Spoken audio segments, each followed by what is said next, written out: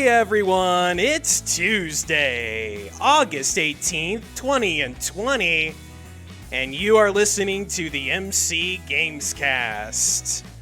I am one of your hosts, Mitchell Barrett, and I am joined by my main man, Charlie Zarzuela. What's up, Charlie?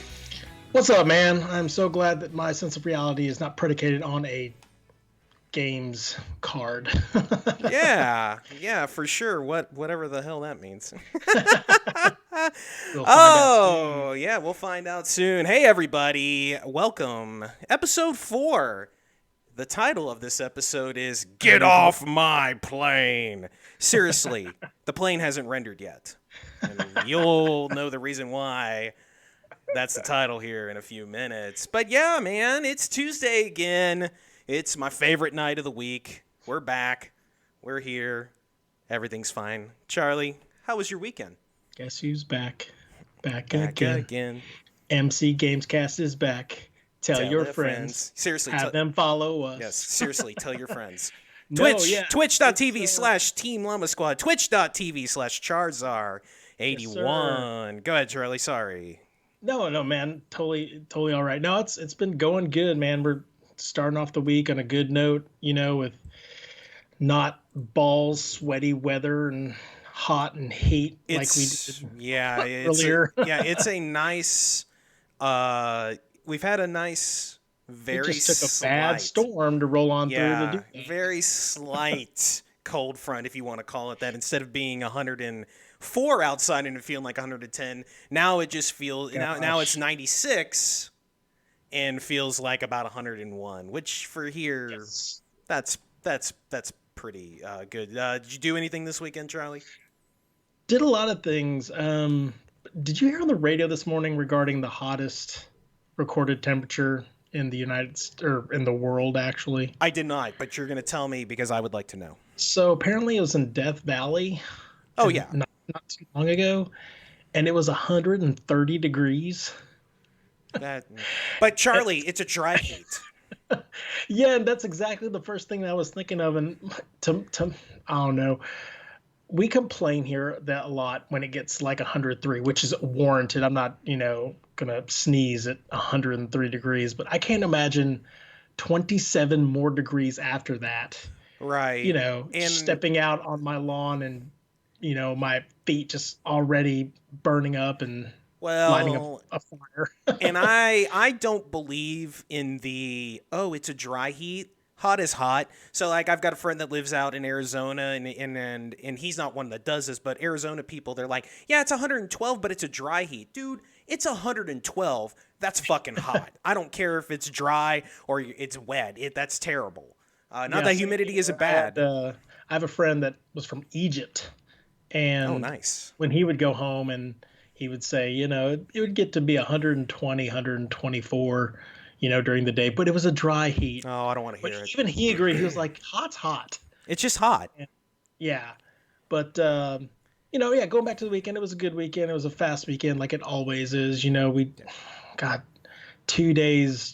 We need longer weekends. I want to advocate for whoever our next president or our next leaders are, that if we can just get a 3-day weekend, that would be... Oh, yeah. 3-day weekends were the norm. Yeah. That would be just... Yeah, do what they do overseas, and you've got the 4-day weeks. You work 10-hour days, and then you get 3 days off. I would do that in a heartbeat. Right. This weekend, I went to my mother's house on Sunday. I got to meet my new niece. She's quite adorable. Went swimming, sweated my balls off. And school. At least you're in a pool, though. So. Yeah, school is nearly upon us here. My daughter goes back next week, and that's going to be fun because I will be doing that with her at home because she's not going back to the school yet. You didn't have to wait in any of those like long ass school supply lines. Like, did you see the thing in Mansfield where people were waiting pretty much all day for laptop and like equipment? All day. Yeah, so next week, my daughter's school is doing the, hey, come get your supplies thing. So I don't know how that's going to be. Her elementary school is not that big. Sure. And she doesn't need a laptop because I have like, for some reason, I've got like 4 of them. I don't know why, but I do. But yeah, I'm not looking forward to having to help teach her and work full time from home. So that's not going to be great. And that was our weekends. That was our weeks. But now, ladies and gentlemen, it's time to talk about video games, which is why you're here. It's the MC Gamescast. Why I'm here. It's not the MC Weekend Cast. I got nothing. But we're gonna talk. We're off the mountain, and we're gonna talk about video games now. And to shake it up just a little bit, normally we go to you first, Charlie, but I thought I would start this week with video games. Take the lead. And let's get the normal games out of the way. I played more Fortnite, got a couple of wins. And Nice. Call of Duty, same thing, a couple of wins. Those games continue to be a lot of fun. Charlie, I believe sometime this week you'll be joining us for a little Call of Duty and maybe some I'm gonna try again, man. Fart Night Fridays. 2 kills this time.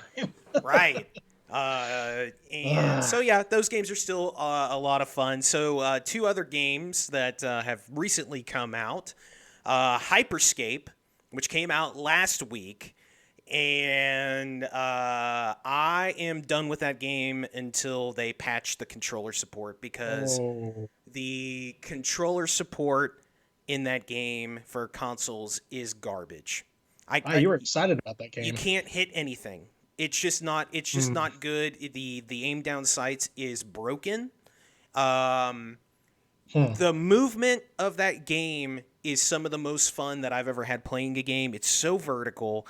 It's so much fun. It's fast paced, and I am all there for that. But you can't hit anybody, and it's not the just get good. Everybody's having issues with it, and they still haven't fixed it. And myself and one of our other friends that plays it with me, Nick, we're just not playing it until they fix it, and it may have already kind of passed us by. I don't know if we'll ever go back to it, and that's a shame. That game looked so good, and it had a great first impression, but I just don't. There's too much other stuff that I'm enjoying that I'm way better at. Call of Duty, Fortnite, Rocket That's League. games these days. If you don't grab your audience, and if you don't have, gosh, with Fall Guys, that thing is this weird phenomenon that, I think even the audience is forgiving its shortcomings with server issues, but something as new as Hyperscape, when there's a lot of, I don't want to say a lot of Battle Royale clones out there, but you're competing with a lot of types in that same category. Well, Fall Guys is it's in its own entity practically. You're absolutely correct, and the thing about battle royales is that you have to have 2 things going for it with the battle royale genre being so full. One, you have to do something that's going to set it apart from others, and Hyperscape was doing that with the verticality and the skills that you have. Like they were doing that, so they got one of them. The other one is that you have to be able to play that game and have noticeable improvements as you play the game and as you get used to that control scheme. And it's just not happening because the controls are broken, not because of the way that the game is supposed to play. Because if you watch people play it on PC, it plays great. Everybody talks about how the PC version is great, and this is the new BR game. This is the BR game everybody is going to talk about and play. Oh, wow. On console, it's not there. PS4, it's the same way. It's not just Xbox. It's just the controls are just off. The aiming is just straight bad. And like you said, with if Fall Guys is doing something completely different it's a battle royale, I guess. There's a last man standing, but not only is it doing something that's a little bit different, it's very accessible. It's very like Fortnite was. It has a look that screams everybody can play it, and it's true when you play that game. You don't have to be the best player in the world to succeed at Fall Guys. And Yeah. you don't have to be that way when you play Fortnite. You really don't have to be that in most battle royale games. It's a lot of luck. It's a lot of, if you're at least proficient at the game, this just ain't it. And that's a bummer Yeah. because I really wanted that game to be good. And I hope they get the controller support fixed quickly, because the longer it takes, the less likely I am to go back, and probably less likely a lot of console players are to go back. And it's a shame. Sure. It really makes me sad because there was so much promise there. Yeah. So the other game that I played, which came out today, was the new Microsoft Flight Simulator. It is available on PC now, and it's also on the Xbox Game Pass PC. It is coming to console, into Xbox and Xbox One and Xbox Series X sometime next year. Yeah, it's the new flight simulator game. They have not made one of those in a very long time. And I downloaded it. It's a big motherfucking download. It's 110 gigs. It's big. It's a whopper. It's a big. I mean, it took about a quarter of my SSD on my laptop. I would say probably a mid-range laptop, and when I'm not doing anything else on that laptop, it runs fine on medium settings, and it is fucking gorgeous. It's incredible looking. So pretty of a game. Now, I tried to stream it earlier tonight, and that did not go well. My Streamlabs OBS was taking up too much CPU power away from the game, and it just didn't. You saw it. It was down in the 10 to 15 frames, and it wasn't good. But that game is cool as hell. They do this really neat thing where they use some sort of Google Earth style satellite program to populate the entire world with buildings, the ground, like basically everything that's on the ground. And if you want to go and fly over your house on your street, you can, and you will see your house.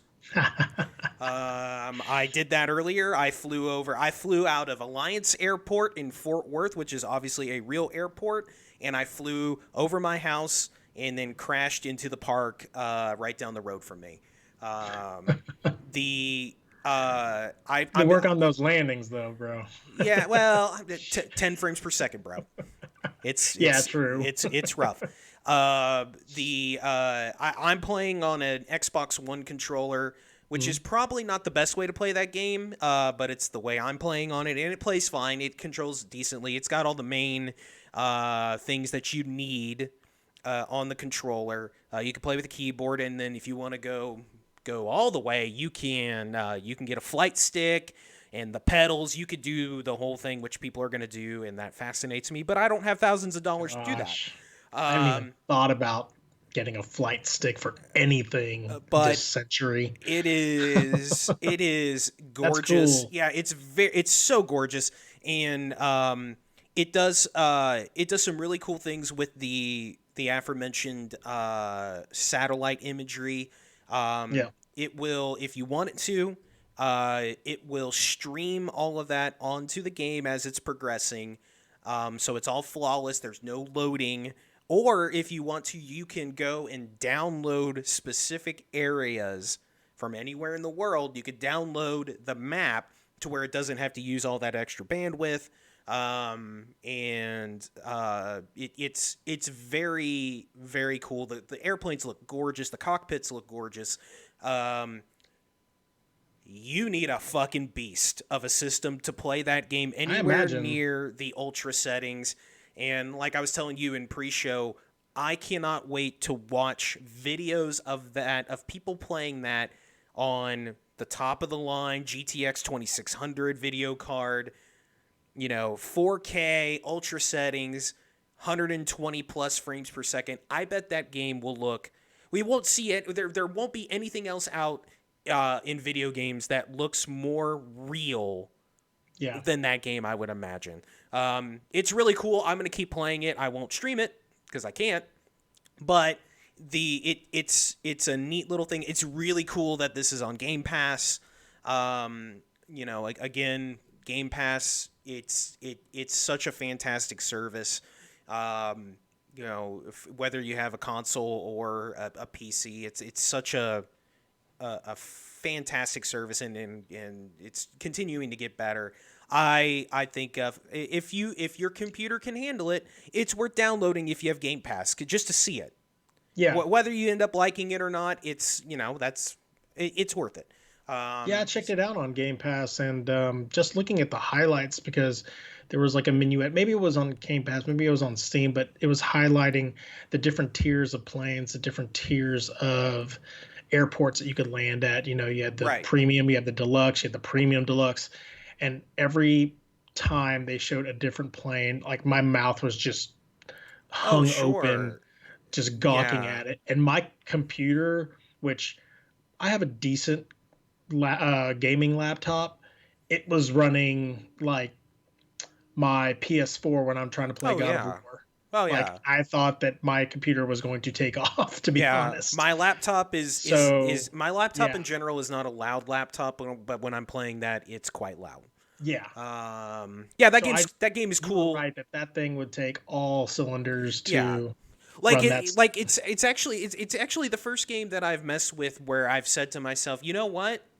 What if what if I got a PC? Like, what if I got like a really good kind of modern gaming PC? Like, Yeah, it, those Nvidia chips, man. I've got they're one of those, and they work yeah. great. I mean, I've got an Nvidia in mine. It's a 1650 mobile. It's fine. It works fine. I can play Fortnite. I can play a lot of stuff. I can play this on medium settings, and it's fine.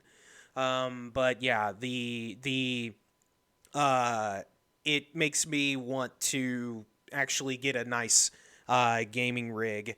But other than that, that's really all I've played. I haven't really played too much. I didn't get back into Fall Guys. I'm gonna get back into that this week.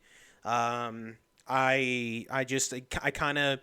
kind of put it in the back seat after the server issues of the first week or so. It just never really got back to it. But I'm gonna get back to it. Obviously, Rocket League. I mean, that game's still Oh fantastic. yeah. But that's about it. Charlie, what have you been playing this Well, week? speaking of Fall Guys, I was so happy that I had to text you very early on whatever day that was, because I got my first crown. Hell yeah. Oh my gosh. So my son and I, we were playing, and I love that game because it really is conducive to family play. Mhm. My son, he's still learning he's still trying to understand controls, period. He does all the touchscreen stuff or whatever, but we actually got in and we teamed up. By He would use the jump controls and I would use the stick, Oh, and that's we would cool. play a couple of rounds. You know, obviously we can only go so far. We actually made it to the fourth round doing that format. Well, we were about to shut down for that morning. I was like, all right, let's daddy watch. And you know, the wife was up, you know, son was watching, so we did it. And the final race toward the crown up that hill, I hit everything. I hit everything correctly. Those spinning pads, those spinning cylinders. I actually got launched forward a little bit. And my biggest worry, because I've watched several other streams do this, my biggest worry is when I start to approach the crown, that sucker is ascending. Right. But then I get too frantic and get too antsy that I don't wait, because I'm like, oh, I gotta Right. jump. I don't care. And you Yeah. forget that mechanic and that the jump mechanic in that game is, it's not very good, but it's not very good on purpose. Yeah, it's a bad jump, but Yeah, it's for a reason. correct. But this time I waited, and again, that my biggest worry is the waiting. My other biggest worry is that, as people who have played this game know, there's two paths to get to that crown, and my biggest worry is looking on the other side of that path and seeing an approaching bean. But I didn't see one, and I grabbed for the crown. I hit R2, and there was a guy right next to me. I thought he hit it, but yeah, I guttural scream. Yeah. I was Even my son was like, "Daddy, you're too loud," Nice. Yeah, and I that screamed like, I don't know, like I could have thrown a pizza at the screen for people who understand that joke. Um, it was awesome. I really enjoyed, and actually doing that got me excited to play more Fall Guys Yeah. because it got to a point where I would get to the third and fourth rounds and just through no fault of my own or some fault of my own, those team up matches where, Yeah. you just can't help it. Like, Look, it's really up to your team. let's be real. The team games are not that good in No, general. I like the they're scene. the I weak. like I don't the want to say not that good. I would say that they're the yes. weaker part Now of these games. there are some that are straight bad. Like I think the soccer one is bad. That's a Sure. bad game. I still have never won a soccer one, and I bet you I've done 15 of them. I've never, and that's Have not. you gotten to overtime in that thing? I've not. Usually I lose like They 10 put nothing. footballs in there. Oh yes, and they also have one where they put a golden egg, which gives you like 6 points. It's a bad mode. Like the team tail grab is fine. Yeah, The one where you have to roll the ball to the end is fine. I don't think the egg one is that great.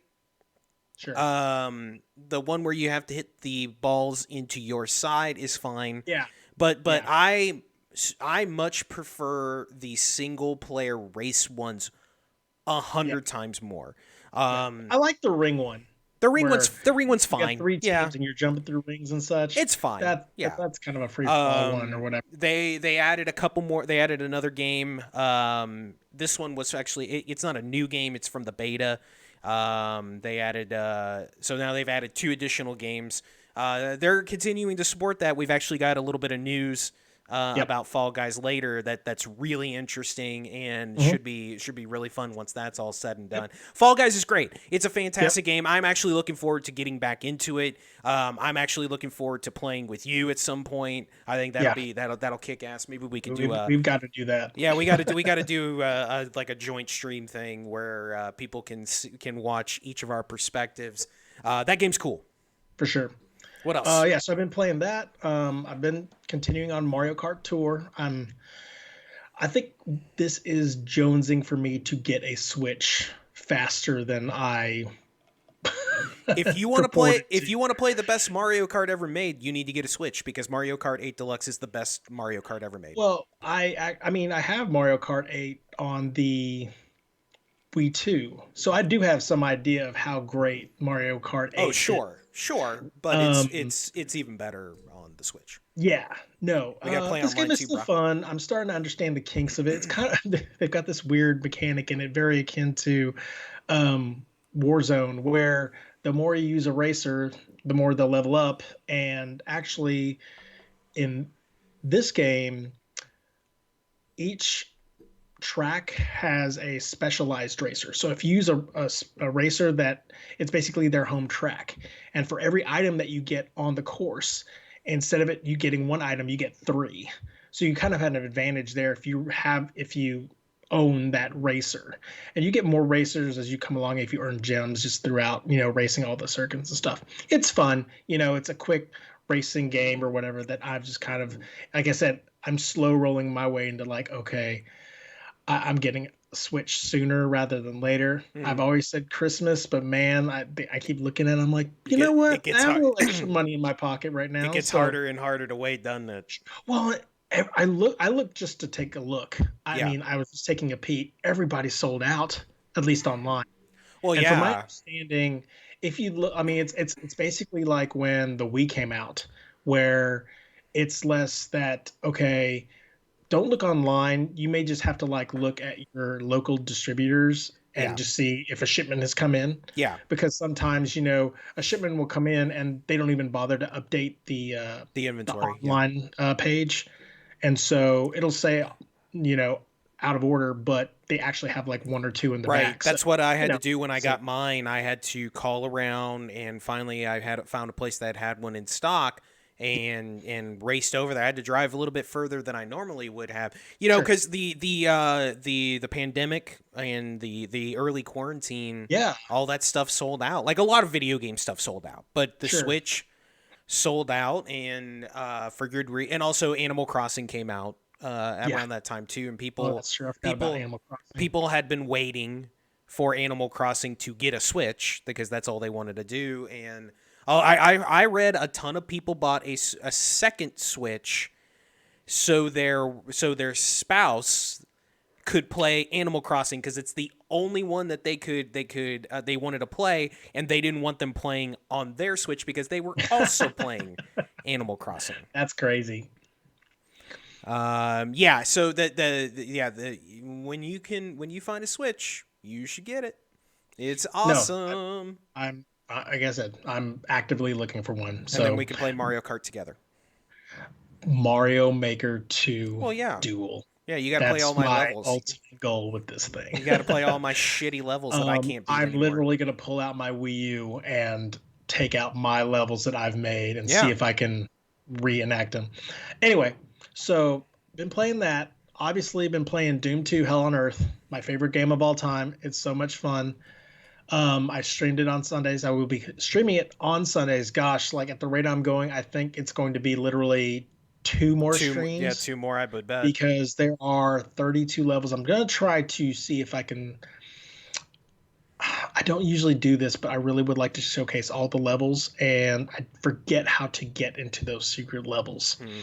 I might just do a little research and find that out. Because I know that comes up... You've beaten that game a million times. Who cares if you go and search how to do it? Sure, yeah. So it's just one of those. That game is so great. I thought it was interesting that Panda, who was on the stream last time, she was like, "This is an interesting game," and you're like, "This is like the game when it comes to the this is FPS games. I mean, this is where it all started."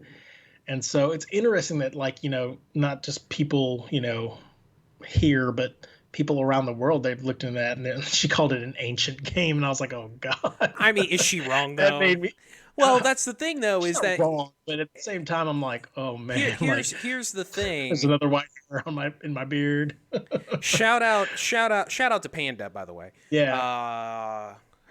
Amazing YouTube videos. But the thing is that if you think about it, Doom 2 came out in what year? Is what Josh is saying correct? 1992.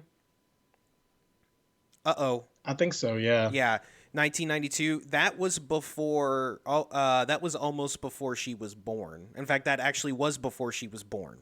Sure. So why would she know what that is? But again, well, it is one of those things where you're watching. She's watching a game she's never seen before, so now she knows about it. And when I was watching you stream it again, it just like when we were doing the game survey, those for the first 3 weeks, it just put me back in that place. It put me back to childhood of like you were saying on the stream on Sunday, back to the computer lab.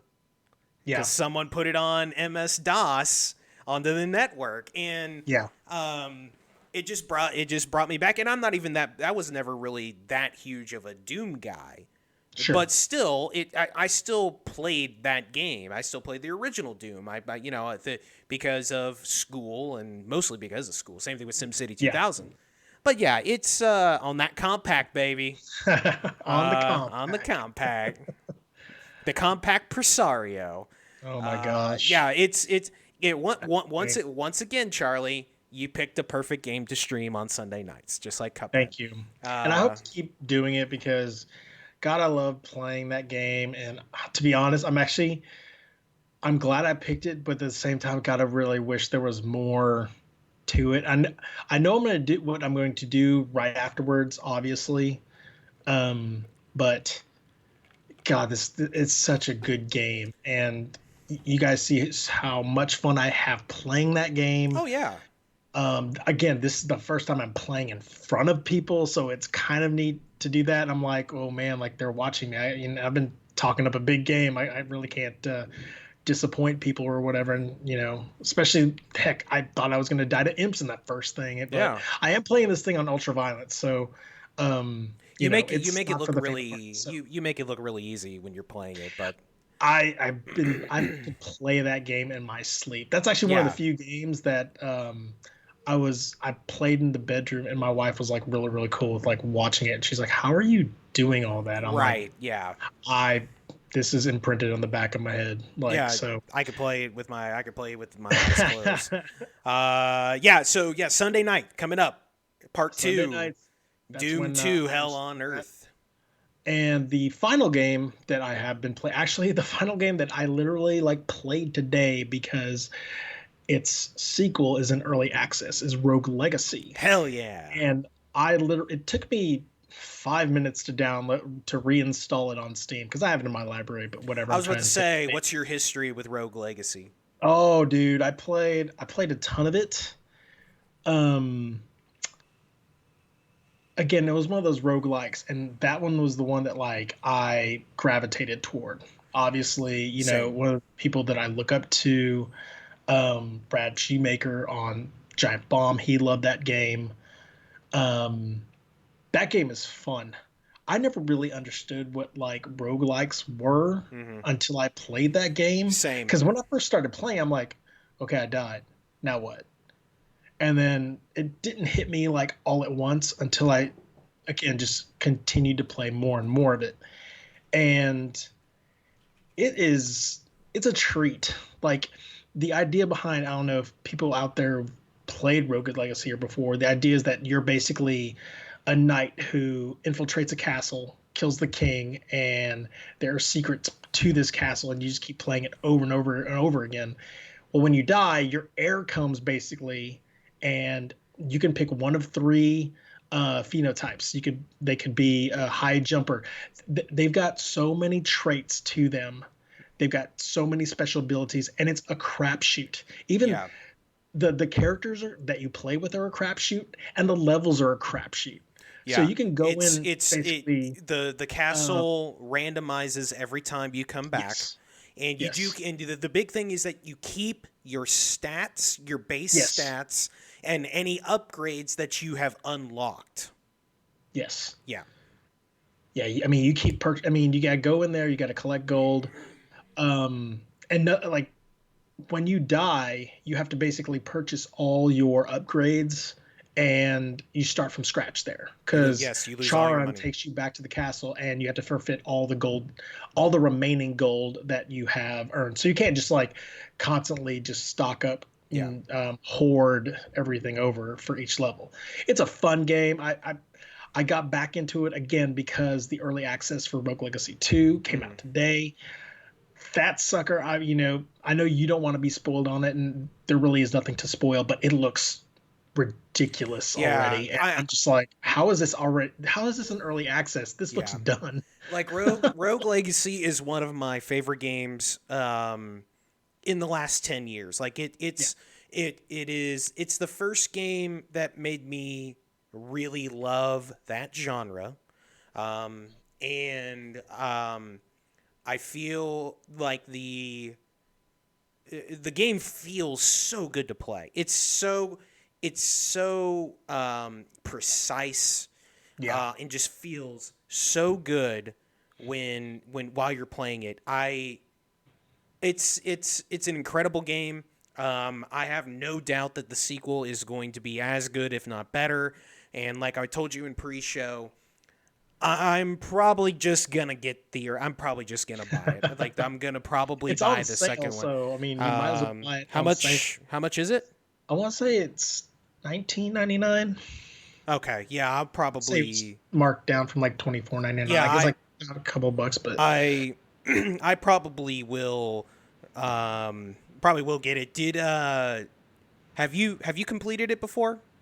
no. That honestly, that's another one of those games that I've played a lot of, and I really really regret that I didn't fall hard off of it, but it's just the nature of it. You get to a point where you're like, okay, I've played this style over and over. Let me jump off of this for a while, and something might have just grabbed me completely at that time. There are points in that game where you're really banging your head against it Oh yeah, and I not I making as remember much running up progress. again. Yeah, not making as much progress as you feel like you should be.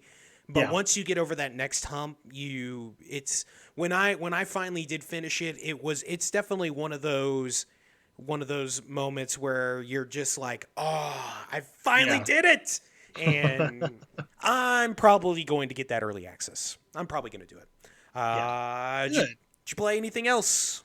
That is it, man. That was my week. That was my last 7 days. Excellent. And maybe by next Tuesday we'll have early thoughts on Rogue Legacy 2. We may. We'll see. Maybe. Yeah. Oh We yeah. will see. And now that we have gotten past the stuff that we have played, it's time for the news. No news.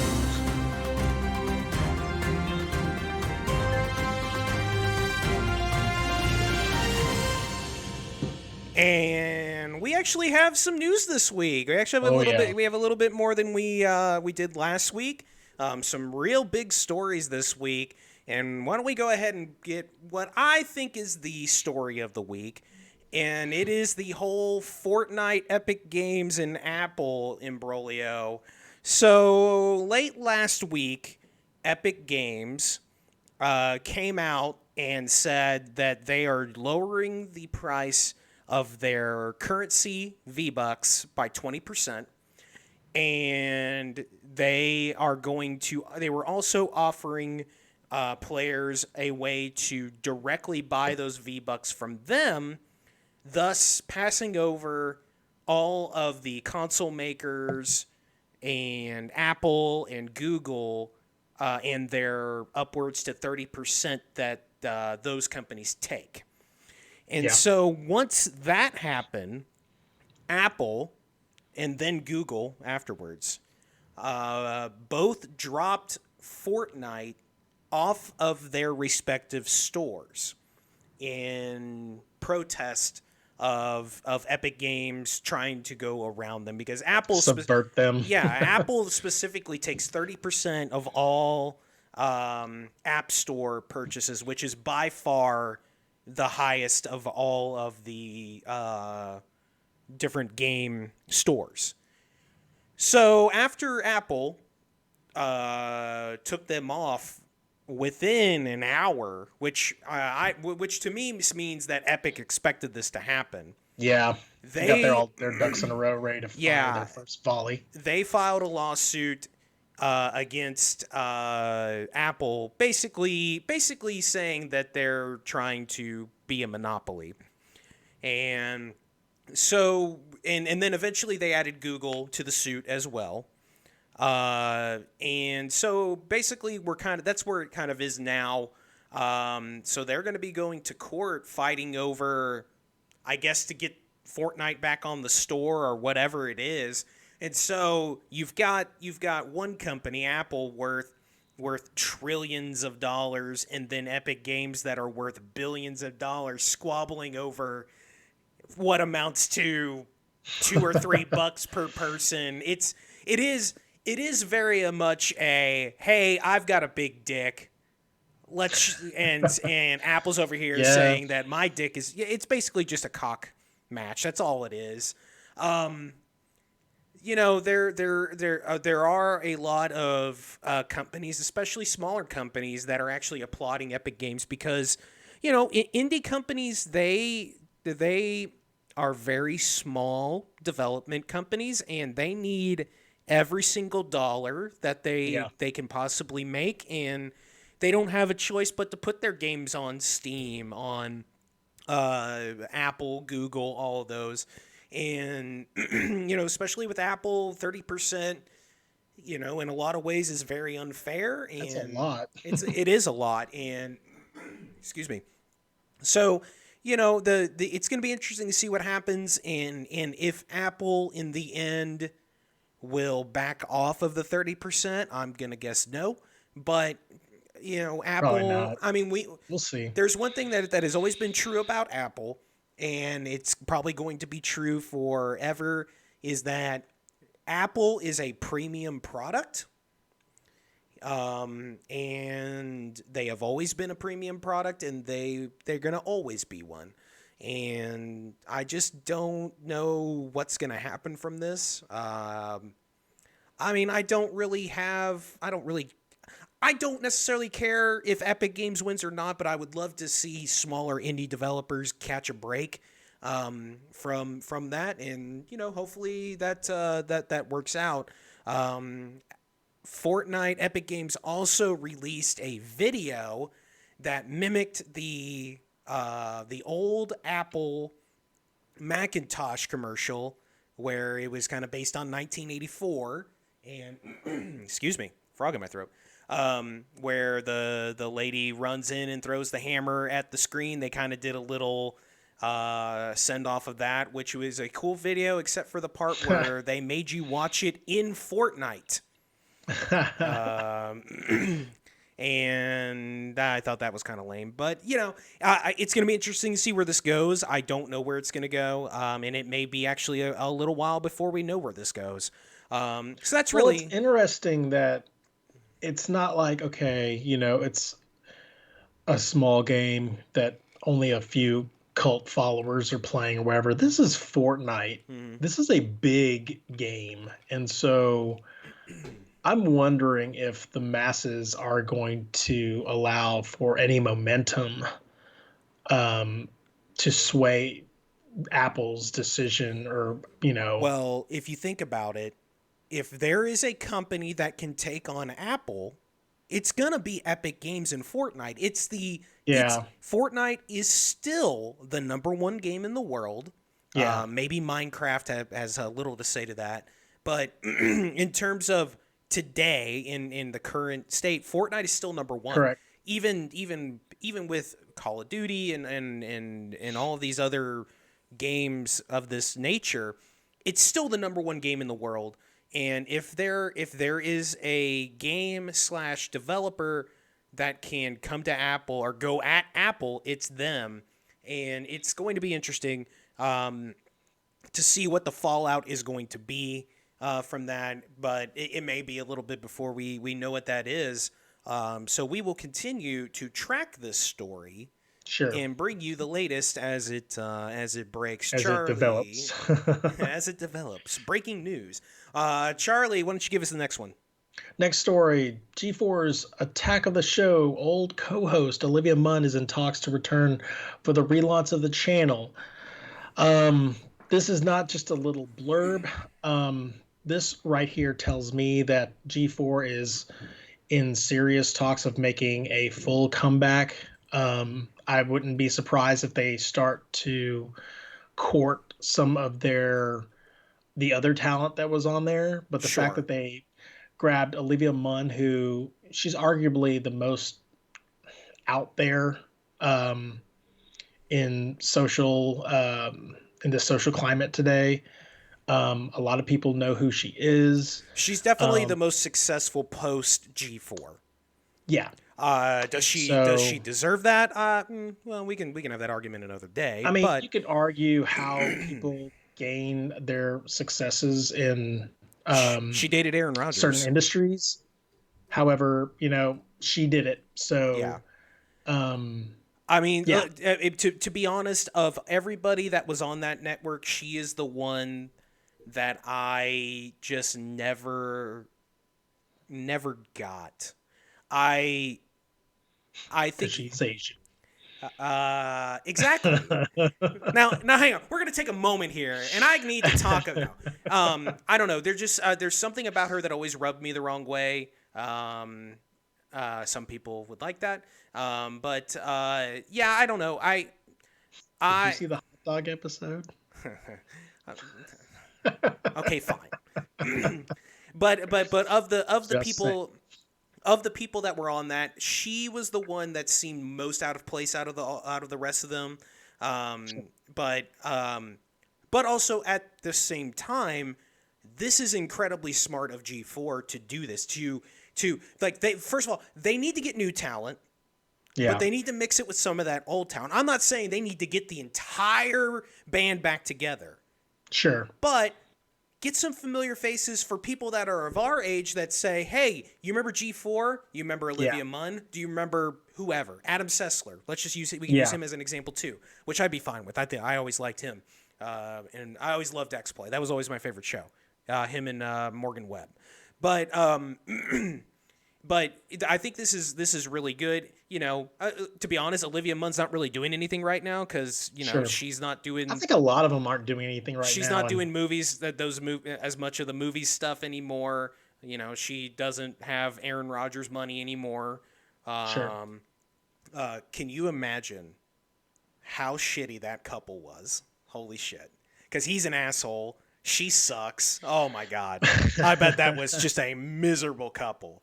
But that's cool. I think this is a Yeah. good move for both G4 and her, because she is going to be instantly the most recognizable person returning to that. So Right. I think it's good.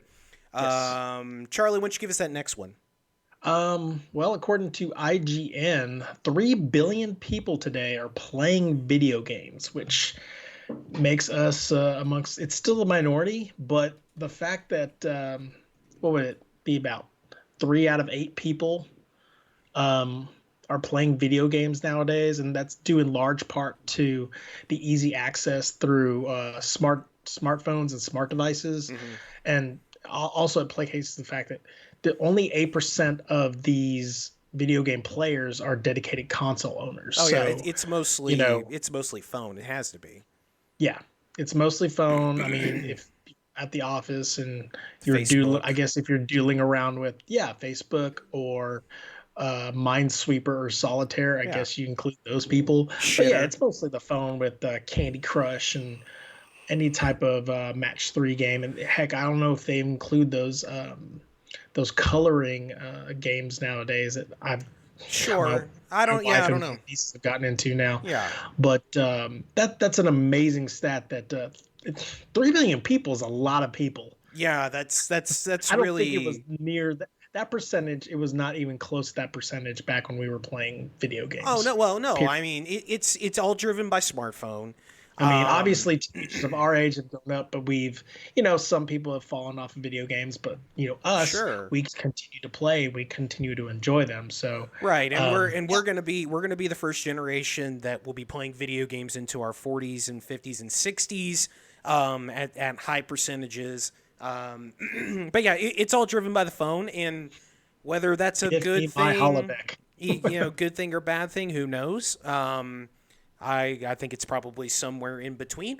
But yeah, that's very interesting. That it's that high, but only 8% consoles. Yeah, it's lower than I thought. That's a little lower than I thought. I didn't expect it to be 30%, but I thought it would be closer to that 15%.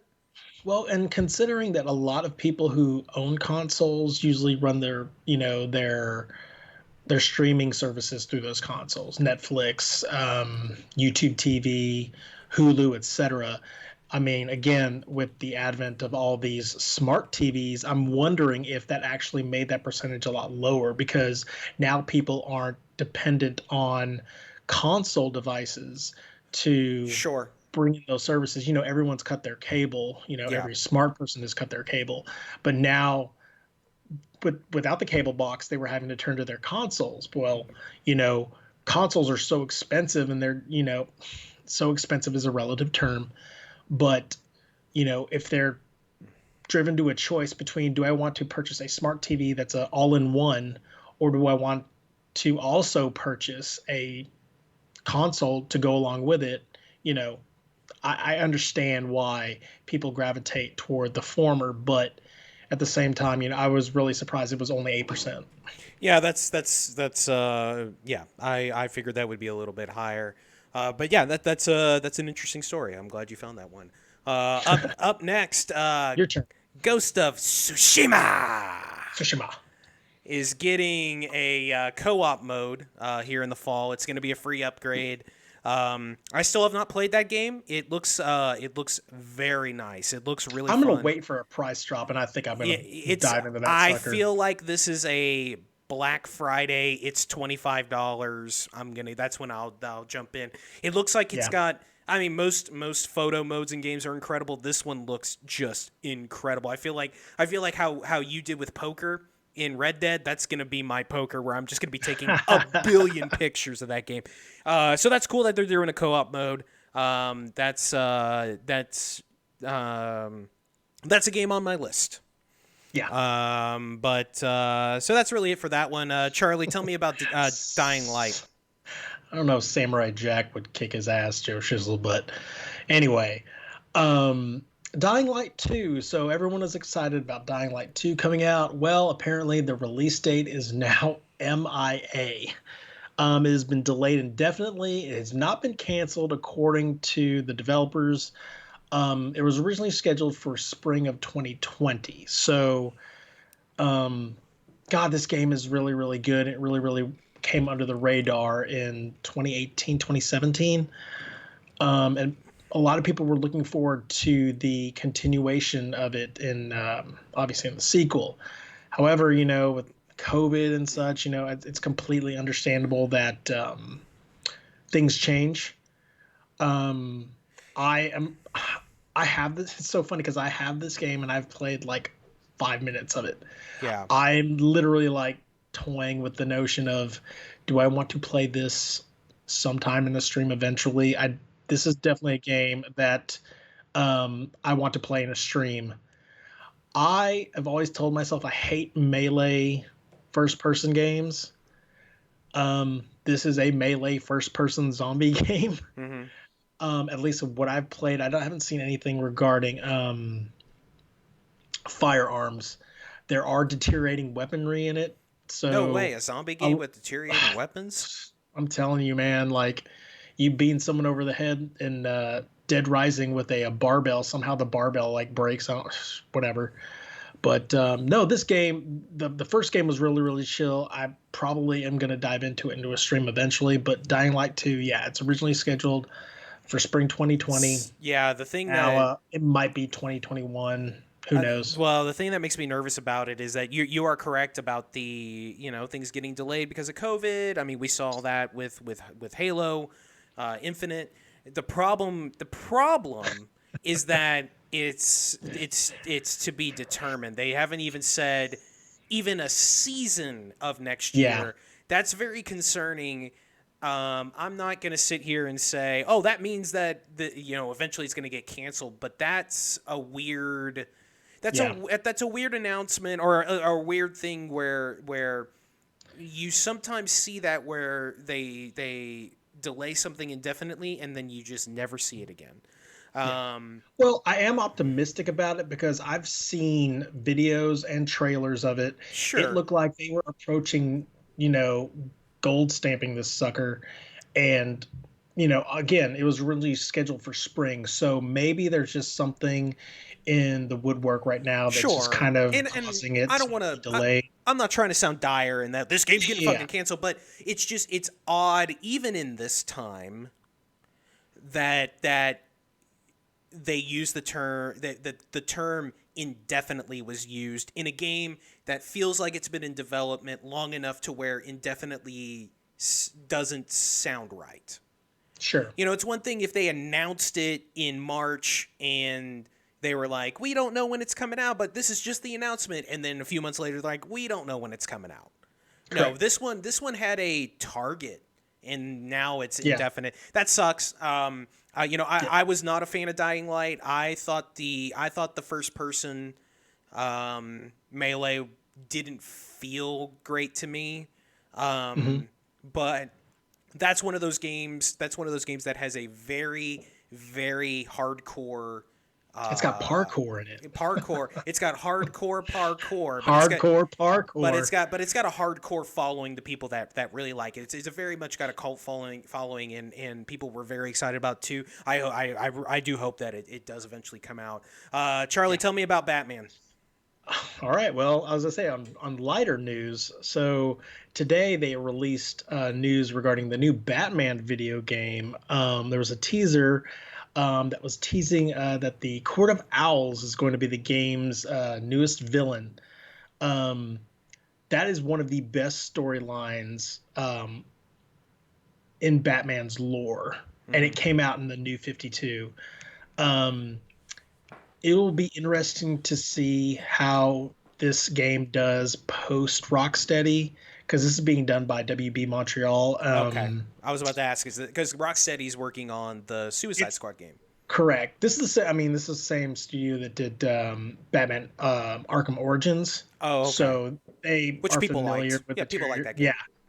Yeah, they're familiar with that territory. So I'm not too bummed out that Rocksteady's not like as like immersed into it as they were So, with the other three. we'll never know this answer, but I am very interested to know if this game is still really far away and it wasn't going to be announced. But after people were like, Suicide Squad, really? No new Sure, I wonder if they were like, we probably should show something. sure. Well, I mean, Um, DC fandom, the virtual event is this weekend, mhm. and they have been known to announce like a lot of their Batman Oh games. no, no, Then, no! I'm um, not suggesting that's not something that would have happened or not. But sure, they last week they teased the Suicide Squad thing, sure, and that I think I wonder. with mixed reviews. Yeah, I wonder if the reaction, which was moderate at best, Sure, and a lot of people were like, really, no Superman game, no DC game, no Justice League or Batman. They were like, sure. oh, we can't come out with a Suicide Squad trailer and that be the only game we show.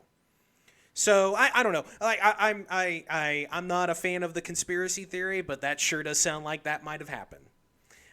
Sure. But that's cool. I again, much like I dying, love me some Batman, dude. you love Batman. I hope it's great. I've not played any of those Batman games, not because I don't want to. I just So it's good. a blind spot for me. Maybe one day, but it's that's for WB. We are, Josh. That for WB, that's their game. That's their best game. Like the Shadow Mordor stuff was really good, Yeah. but Batman is their tentpole, and they needed a Batman, and I'm glad that they're getting it. And Montreal will do a good job because a lot of people like that Origins game. So They were saying, like in the article that I was reading, that the Court of Owls and the Talons, which are like the upper elite assassins in the game, they're going to be working underneath the Nemesis system that was prevalent in Shadow of Mordor. So it's got good, it has a great foundation to mhm. rest its laurels upon. And I think, again, it's a Batman video game. When Batman Arkham Asylum came out, you couldn't do any wrong anymore with that thing. Right. The only thing wrong that they could do possibly is to change up the whole thing and make it a rhythm Well, I game or mean, something like just that. yeah, you just I don't know. all they got to do is iterate on what they've done in the past, and people are gonna love it. And like you said, there's such a Yeah, deep foundation of Batman stories that they could go yeah. anywhere with that stuff. It'll be And interesting without the like, because a lot of unless you're a comic book reader, you don't really know who the Court of Owls is. I don't know In what the that last is. game, boy, they came out with like the rogues gallery of Batman villains, and so I don't want to say they emptied out their coffers regarding like everyone that Batman can fight, but Court of Owls is reaching, and like I know it's going to Sure, make a lot of the comic book fans happy, but will the gamers? I'm hoping the gamers will still gravitate. It's a Batman game; they're going to, they're going to. There's um, no doubt. It's gonna sell as well as and they those will other enjoy Batman it. games. Oh yeah, and as long as the gameplay is fun, there it yeah. As long as the gameplay's fun and the story is fine, it's gonna do great. And I did that's I cool. did read that Jeff Conway that does the voice of Batman from the Batman animated series. He will not be reprising his role. Oh really? Uh, yes, Wow, that's it will actually be. I can't remember his name, but he actually voiced Batman in the Batman Arkham Origins game. So Oh, okay. he's already familiar with the character. There's a So familiar voice. Okay, that's cool. yeah. Let's save Fall Guys for last. Charlie, why don't you give me an update on Deathloop? Okay. Yeah. Well, I saw this blurb just randomly hit my computer screen today while I was working. PS5 exclusive Deathloop from Arcane. That's going to be delayed until Q2 2021. That's not Literally yeah. announced hours ago. It's not Not surprising, surprised. but a bummer because we talked Oh, I was about so mad we about talked that. it's so funny because we had a Kept going. question. We had a question about the games that we are looking forward to most, and you mentioned Deathloop. Yeah. And here we are, not even a week or two later, and it's not even going to make this year. And I that was like, sucks. why? That sucks real bad because that that was one of the games that was that Yeah. it has such a cool style. The gameplay Yeah. loops, the loop, literally a loop, sounds Yeah. fantastic. That sucks. Anytime a game gets delayed, that sucks. And especially one that we're interested in. Well, Hopefully Arcane will take that time and make it even better. and it was funny that like you said, we just talked about last week.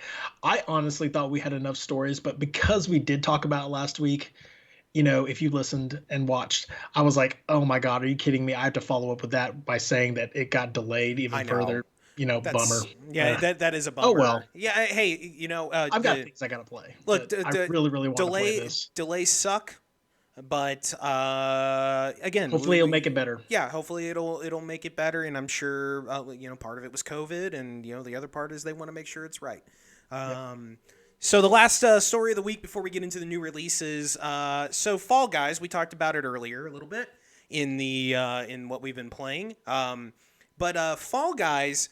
The creator of Fall Guys, who also runs the Twitter account, which is a fantastic Twitter account, put out a tweet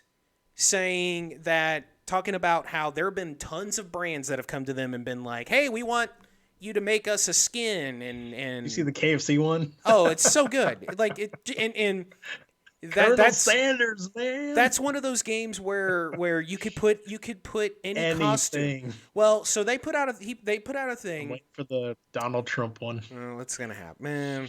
Just everyone will kill him. No Everyone's politics. just gonna grab on him. No politics in my streams. They put out a tweet saying, okay, all these brands that have been contacting us, let's do something for charity. And so they put out, okay, highest bidder for a charity, which now I don't remember the charity, which I'm a great newsman. But the highest bidder would get their branding on a new skin. And immediately the big names in gaming came out. Yeah, G2 Esports, probably the biggest esports conglomerate in the world. Rocket League teams, Fortnite, Call of Duty, basically every game that has esports. They started bidding. Ninja came out and bid $200,000. I was gonna ask you if Ninja did. Well, the number one bid currently, as of recording time, was $325,000 from a guy named Piqueus, Piqueus. He apparently is a Canadian actor, director, and internet celebrity. He has bid $325,000. The funniest one, I saw a funny one that was bid. Someone bid $40,000 and wanted to have a costume for one of the little beans where he's doing the thumbs pointing at him and the shirt says, "Ask me about my butthole." I want that shirt so bad. But yeah, that's cool. Like here's the thing. Fall Guys is currently one of the most popular games in the world right now. Yeah. They are going to do so much branding and they're going to make so much money off of this stuff, just like our bid was $3. That's right, $3.25. We're not going to be the highest bid. It's just going to be our dumb mugs right there on the stupid shirt. Damn it! Ask us about our butthole. But sticky buttholes, like Fortnite, there's gonna be a Batman Batman costume. There's everything. Yeah. It's going to happen. This developer of this game, they landed on a landmine of money. This developer is gonna make so much money off of this game. Yeah, they won the lot. And awesome. The game is fucking awesome. It's so good. So good for them. They're gonna make a ton of money off this charity thing. It's gonna be great. Hopefully it does even better. So that's the news. Here are the new releases for the week. Today, as talked about earlier, Microsoft Flight Simulator for PC and PC Gamecast. Game Pass. That's us. Gamescast. Game Pass. That came out today, and also today, Rogue Legacy 2, the Early Access Edition on Steam, that came out today. A game called Spiritfarer. Charlie, I believe you put that on there. Yeah, it looks really really cool. It's about coping with death in a Sounds weird happy. beautiful way. Like it's No, yeah, you're I basically kid. you're coming across these animals who are dying, and you're basically trying to connect with them before they pass on.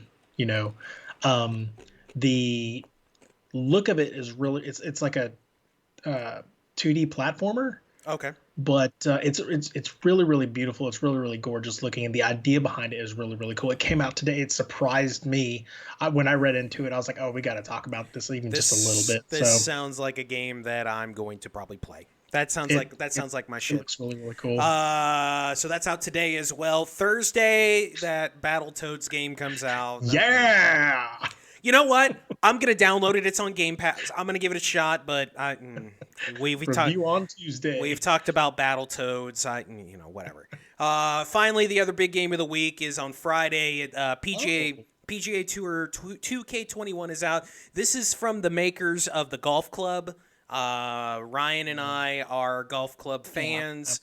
We love that game. 2K kind of took over some of the development, which means we'll see. It is a full priced ass $60 game, so I probably won't be playing it for a while. So it's But not like the makers of Tiger Woods games. no, this is not Tiger. This is simulation. This is a golf sim. Okay. It's I like the golf club. I've heard it's really really good. Yeah, I like the golf club. I think it plays well. I think it's a really good simulation.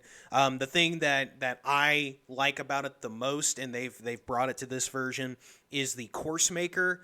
People make incredible courses, Like and not legit like courses, not- well they make fantasy courses of their own, of course, but people have made Augusta, but the all the it's not famous like Golden courses. Tee. No. Like people have made all the British Open courses, Oh, and okay. they are Cool. one for one. They are spitting Wow. images. It's very cool. This one it has Justin Cool. Thomas on the cover. For the one other person that knows who that is, that probably listens to this podcast. So that's out on Friday. So that's your sports update for the week. Madden is I believe Madden is next week. And we will have a review of that on September 1st from one Ryan when he guests Nice. when he's a guest on the podcast. So that's it for new releases, and that's it for news.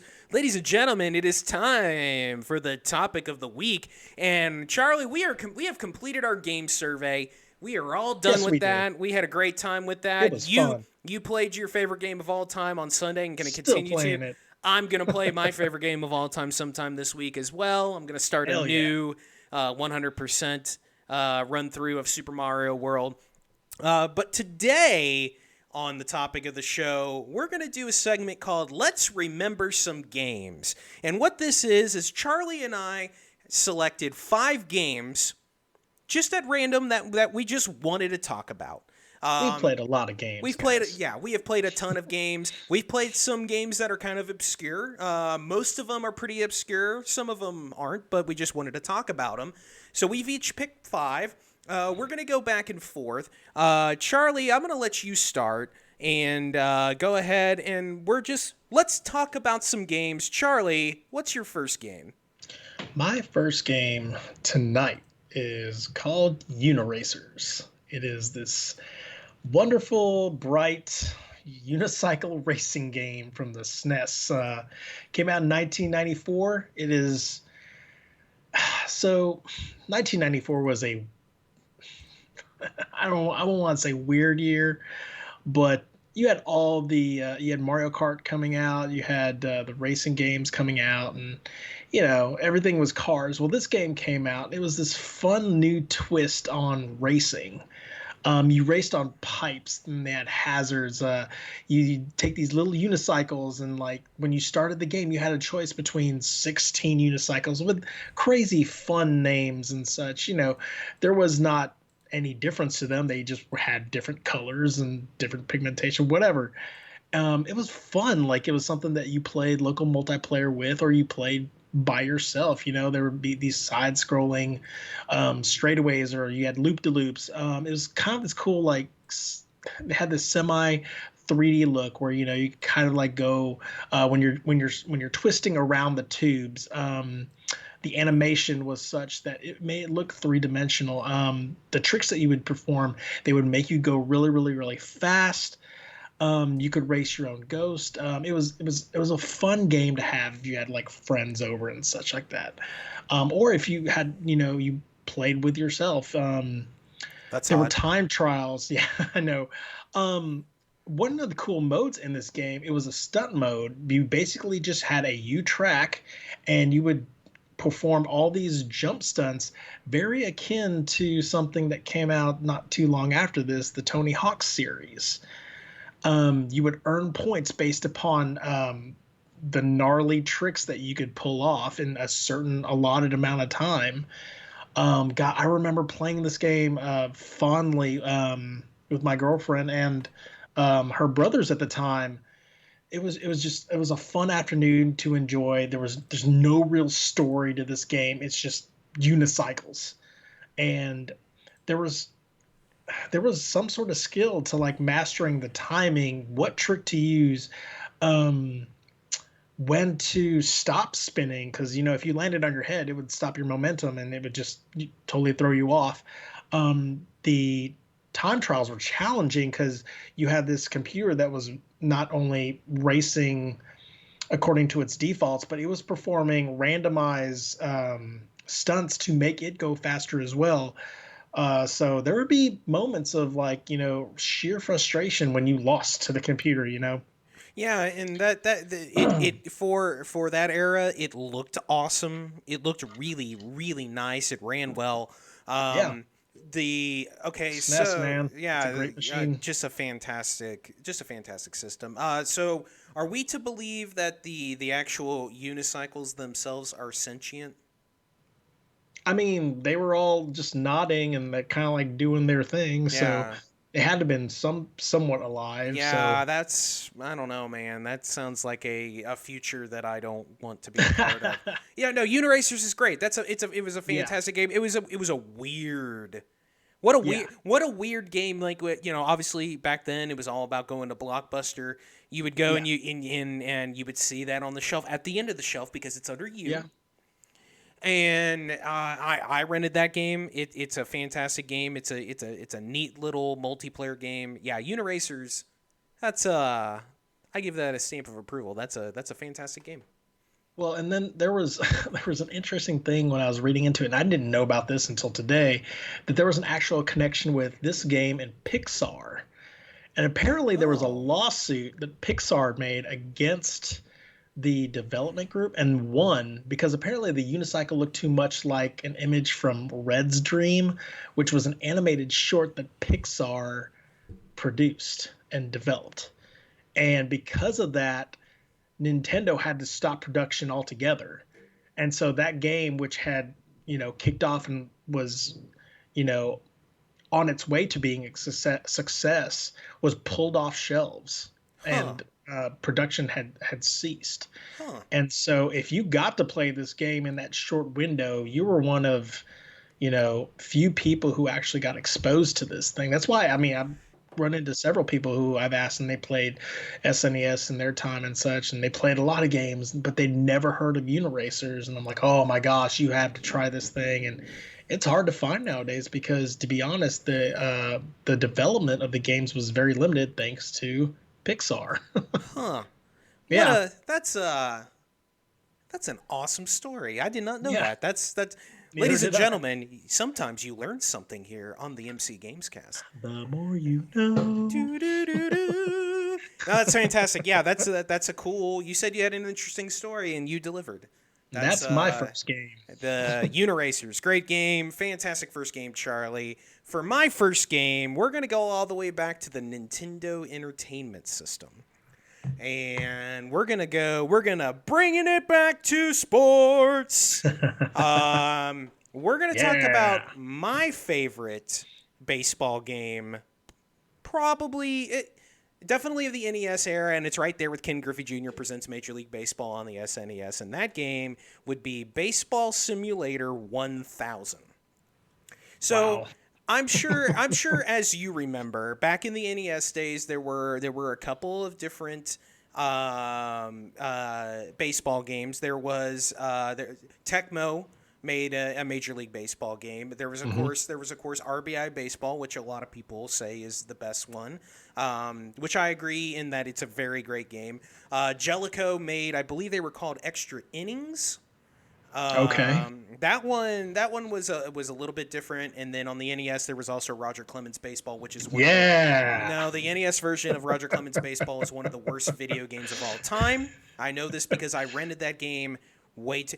It's my Final Fantasy 13 from the NES. I think we had that on the SNES. Maybe the SNES version was better, Yeah. but the NES version is fucking garbage. But Oh, but we're not talking making about those churches. games. We're talking about Yeah, Baseball sorry. Simulator 1000. So what Baseball Simulator 1000 did that set itself apart from a lot of those simulation games back then is so you could totally just pick a team and play baseball. And you could do a season. You could do 100. Another thing that it did that a lot of the other games didn't do was you could do full 162 game seasons if you wanted to, and it tracks stats, much kind of like how Tecmo Super Bowl did, and you would get you could play 162 games if you wanted to. But the thing that really set this one apart was that there was a alternate mode where the players had power-ups. Pitchers would have super tornado balls that would go 150 miles an hour, and you just couldn't hit them. They had the batters would have missile balls where you would hit them, and it would shoot line drives that if you got hit by the ball, it would send that player all the way to the wall and knock him out. They had explosions where if the I ball... regret not having played this game. They just all kinds of different power-ups, and that's what set it apart to me was that mode. And also it had the ability to change up all of the players' names, all their stats and positions. So I had a team full of people that I knew back then. Myself, my brother and sister, my friends back then. So I made a team of me. I got so good at that game. So they had a mercy rule where if you were up by 10 runs after the end of an inning, the game would be over and you would win. I got so good at that game that every game would end 10-0 and it would finish. The AI was bad in this game. But it just You couldn't set the difficulty settings or anything like that. No, they didn't have. It was NES. They didn't have anything like that. Another thing I don't know, not back then. Another thing that that I really enjoyed was there were 6 stadiums, and all of the stadiums had something unique about them that would happen during games, mostly when home runs were hit. So you had a harbor one where it was much like the San Francisco Giants ballpark where it's out there in the cove. And when you would hit it out into the bay, you would hit the water and it would splash. If you hit the scoreboard, it would break the scoreboard and make a big hole in the scoreboard. Nice. It was just those little things. It was just those little things that always that kind of there was a stadium that took place in space. So there was just kind of these little flourishes that really made me like it. It still holds up today. It's so much fun. It's my favorite NES baseball game, and depending on the day, my favorite baseball game. That is Baseball Simulator 1000. Charlie, nice. What is your next game in Let's Remember Some Games? So my next game, I reached out to my brother today about this. I took some screenshots about it. I was like, do you remember this? It's called Astayanix. Nailed it. This came out in 1989 and 1990. So games back then, this was all about, they were all in the rage of doing side scroller platformers. You had your Castlevanias, you had your Mega Mans, you had your Ghouls and Goblins, you had games of that sort and stuff. And so this game came out. I still to this day can't remember how this found its way into my catalog at home. I happen to have it. I think someone bought it for me for Christmas or birthday or something, whatever. So this game looks a lot like Castlevania, but the music in it is a lot like Mega Man. Oh, wow. It's got kind of that upbeat, poppy, futuristic. So the idea behind it is that you're this teenage boy and you get sent to this other world. And there's this little pixie girl named Cutie, that she's like, you have to save our world. And like, there's obviously a princess that you have to save. There's this evil guy who looks kind of human, but he has to he has to have like horns. God, I think his name was Blackthorn, and then his associate was a skull man named like Thorn Dog or something. So they were really too Thorn Dog. innovative or whatever on the namesake.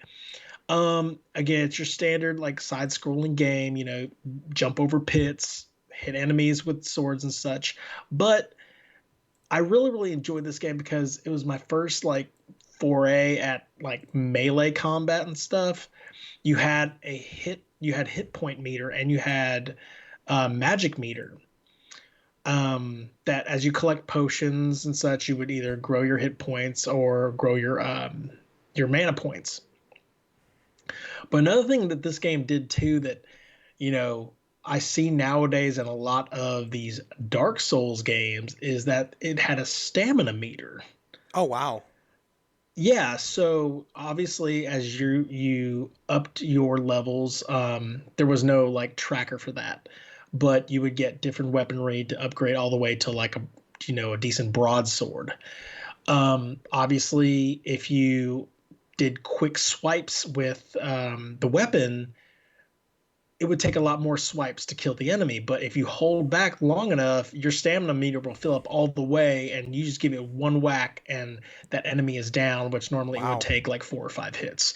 Which, when you think about, back in 1989, 1990, you're like, oh my God, like, why can't I just hit this thing and it just die? You just didn't understand it. You're just mashing that button. But it was a really, really cool way that, it kind of made it a lot more challenging from that aspect, kind of like Dark Souls nowadays, where you're not just constantly, running and running and running because you're using up your stamina. You have to like, decide whether I want to block here or whether I want to dodge and, counterattack using your stamina meter. Another thing that's akin to Dark Souls, this thing had big end level bosses. I mean, they were creepy looking, and obviously there was a weak point to it. A lot of games back then had that, but again, it just looked, maybe the fact that I'm looking at it from this perspective now that I've played Dark Souls games, it just looks a lot like that. And back then I'm like, okay, this is just a simple side scroller with a stamina meter, like, hit points or whatever. It's possible I'm that like, all games come from somewhere. So yeah, I was going to say maybe. that it's possible that stamina meters came from that. Yeah. That's definitely possible. I had never heard of this game until you just talked about it. That's never was something that was on my radar. That's Yeah. that sounds cool. It is very obscure. Again, I still to this day don't know how it got into my collection, but it did. We all have we all have those games where there's another one that I'll probably, now that I think about it, I'll feature on another version of this later down the road, that I don't know how it got into my world, but it did, and it was great. That is my second. That's fantastic. So mine, speaking of awesome, do you remember the fucking Noid from Domino's? Well, they made a fucking video game based on the Noid called Yo Noid. So, for those of you that don't remember, you better refresh people on what that thing is. So, for people that don't remember, Domino's Pizza back in the late 80s, early 90s had a mascot who was called the Noid. And basically, it was this rabbit-like thing that really fucking liked pizza, I guess. Well, they made a video game based on the Noid. This was back at a time where this kind of stuff happened a little bit because you remember they made that Spot game based on the 7-Up Spot. Yeah, that's right. That was SNES. Cool Spot. Licensed video Cool games. Spot is a good game. Licensed product video. This is not a good game. So basically, it was a 2D. Well, of course, it was Nintendo. It was a side scroller platformer where you are the Noid, and you have I'm gonna laugh every time you say that word. You have to traverse these levels, and your weapon is a yo-yo. I forgot about the yo-yo. God, and it first of all, it played like shit. It looked like shit. Now, here's the only thing about this game that was good. The Noid likes pizza. Now, first of all, there is no Domino's branding in this game, aside from the part where it says that the Noid is copyrighted by Domino's. At the end of every level, you would do these competitions where you would face off against other Noids, I guess? I guess they were other Noids, where you would have to eat pizza. And basically you would eat slices of pizza, and I don't remember exactly what you had to do, but you had to eat like 10 slices of pizza based on the numbers. It's a fucking awful game. Yes, Josh, we know you ate a whole pizza before you got here. Who developed that game? God, I'm trying to look that up right now. I don't even know. I kind of want to know. Go ahead and figure it out, and I'll keep talking about Yo Noid. Published by Capcom. Oh, really? Oh boy, Capcom. Oops. Damn, that's something. Yeah, it's not a good game. So the reason why I brought it up, is I don't know why, but for some reason I was reminded of the Noid. And because I was reminded of the Noid, I was reminded of Yo Noid. Yeah, and of course, like most games back in that time, Yo Noid was a Blockbuster rental. You see the Noid all the time in those commercials on Domino's, and then you go to Blockbuster, and it's like, look at that, there's the fucking Noid, like an 8-year-old would say. And that was a Blockbuster rental special. It's a garbage game that nobody should ever play, and they should bury every single copy of that fucking game in the ground like they did with E.T., and nobody should ever, ever, ever play that game. Don't play that game. You know what's funny? My best friend growing up had that game, and I have played it. It's bad. It's so bad. I agree with you. It is very bad, but it was like we played the game for the sake of playing video games because there was a game to play. I mean, you would go to Blockbuster or your friend's house. 7. You would go to Blockbuster, or you had a friend that had it, and that's how you were introduced to these weird fucking games. Oh man. So Yo Noid, don't play that game. It's shit. Charlie, what's your next game? Wow, so my next game is not that bad. Excuse me. I felt a burp coming on, but I did not. It didn't come up.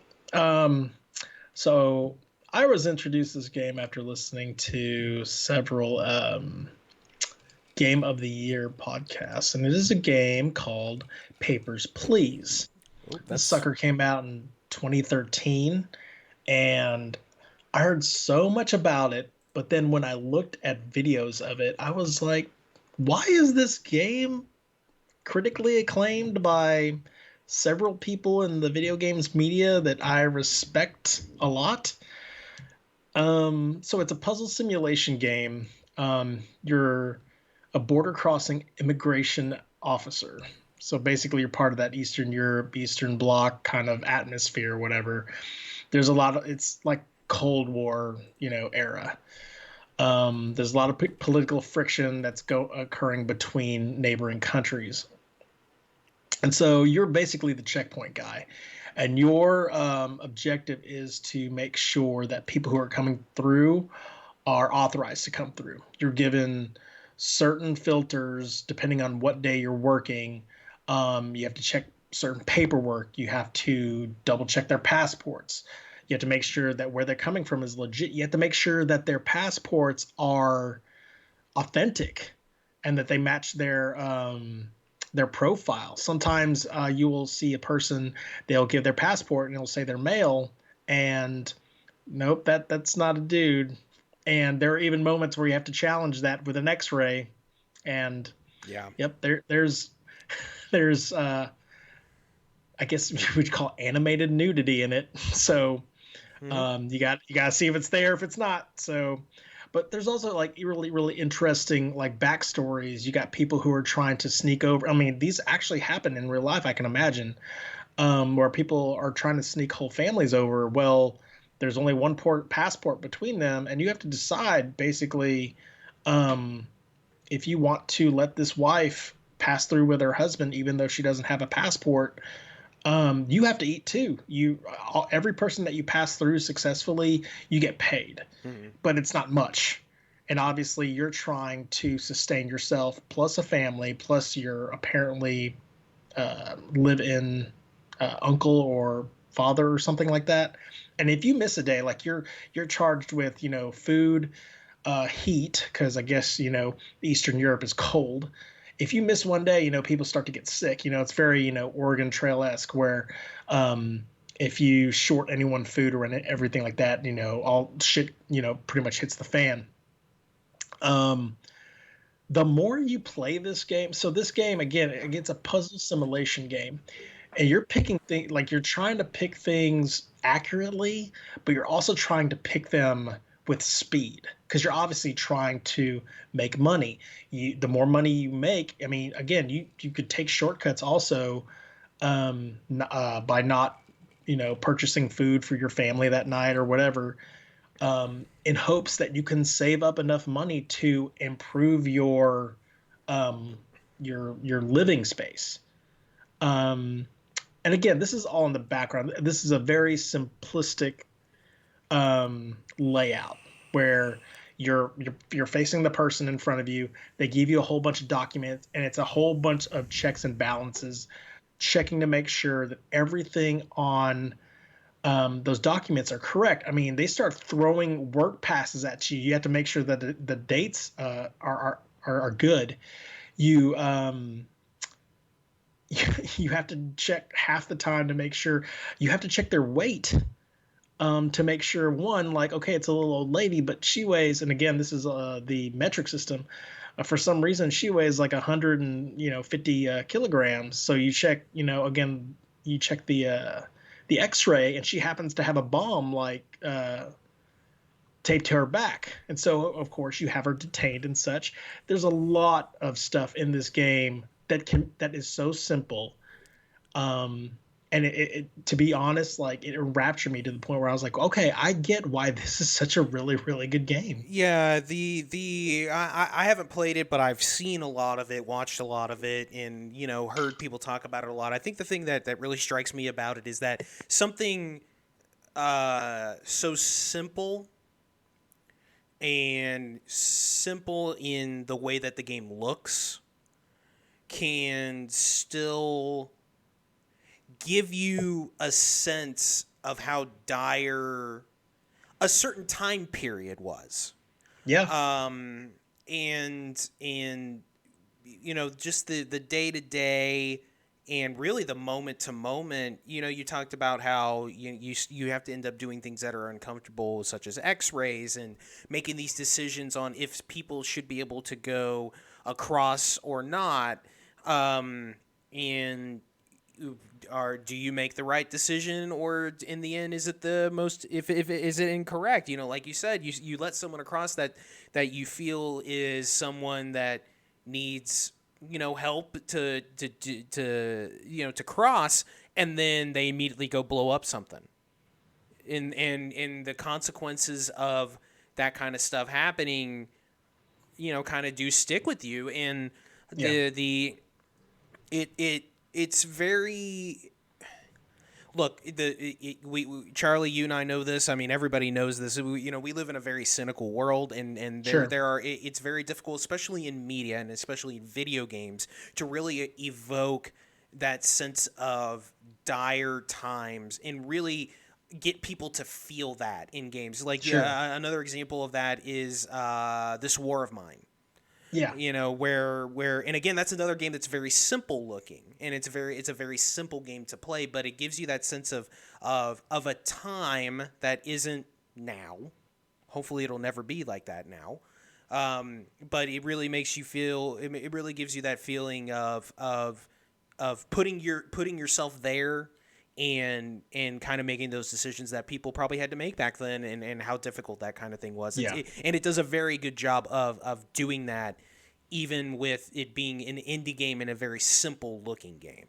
And the gameplay is very simple. It's very much a point. It's really a point and click adventure, really, if you think about it. Sure. And And as dire as it seems, it pulls out a lot of emotions out of you, not just the sad and sullen ones. There's actually a gentleman who tries to sneak through constantly. He draws up his own passport, and you can obviously tell it's fake. Yeah. And of course, he's talking it to you, and you're reading. This is all it's not verbal. It's all read, and you're reading it, and he's talking to you with like a very, I guess, I don't know. When I play this game, I hear very thick Russian accents. Oh, sure. Yeah, for sure. Just because, I've seen a lot of movies and there's a lot of funny Russian accents out there. But this guy comes in, he invents his own country, Cobristan. Nice. And he's like, "No, I promise. This is my passport. Let me through," or whatever. And there are even times it's like, "I don't need passport. Don't worry about it. Those rules are dumb." And you don't let him through, but he's like, "Okay, I come back later." And he keeps coming back and coming back and coming back, and that is like one of the few like lighter moments in the movie, in the video game. But it just goes to show you that it's not just completely dark and sure, dull. yeah, it does have lighthearted moments, and especially when you do something that you felt was going to be right, and then it ends up being right. Kind of the same example that you talked about. You have the wife and the husband, and you have to make a decision on, do you let the one without the passport in? And if you do choose to do it, and then it turns out to be right, it does make you feel good. And obviously on the other side of it, if it turns out that it was bullshit and only a way to get in to be a terrorist, then you feel like shit when you do it.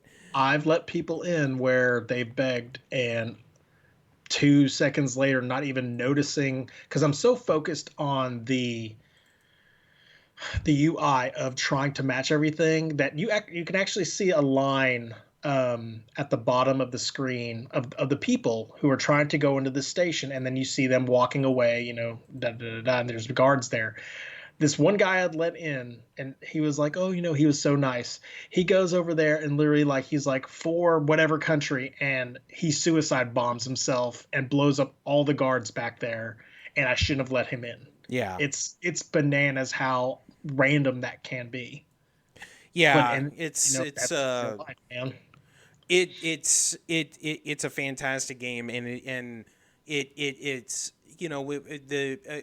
we talk about indie games a lot on here. We play a lot of them, but again, it just really shows that there are a lot of really, really good companies making really important games. Yeah, and because again, Call of Duty's great. I love Call of Duty, but Call of Duty's not important. That's not an important game. That's not a deep experience. Sure, and that's fine. We all need those games that we're just like, I just want to shoot. I just want to put a sniper scope on an LMG and shoot people in the face, right, Josh? But 400 bullets. But it's good that we still get we get these type of games like Papers, Please, This War of Mine, where it really makes you stop and really like Valiant Hearts is another example. Yes, that game's good. What an incredible game, and it's that same vein of it. You play it, and it's very simple, but you get to the end of it and it really It's makes you got think. such an enriching Oh, story. it's so good, and the ending is so sad, but it's a great game.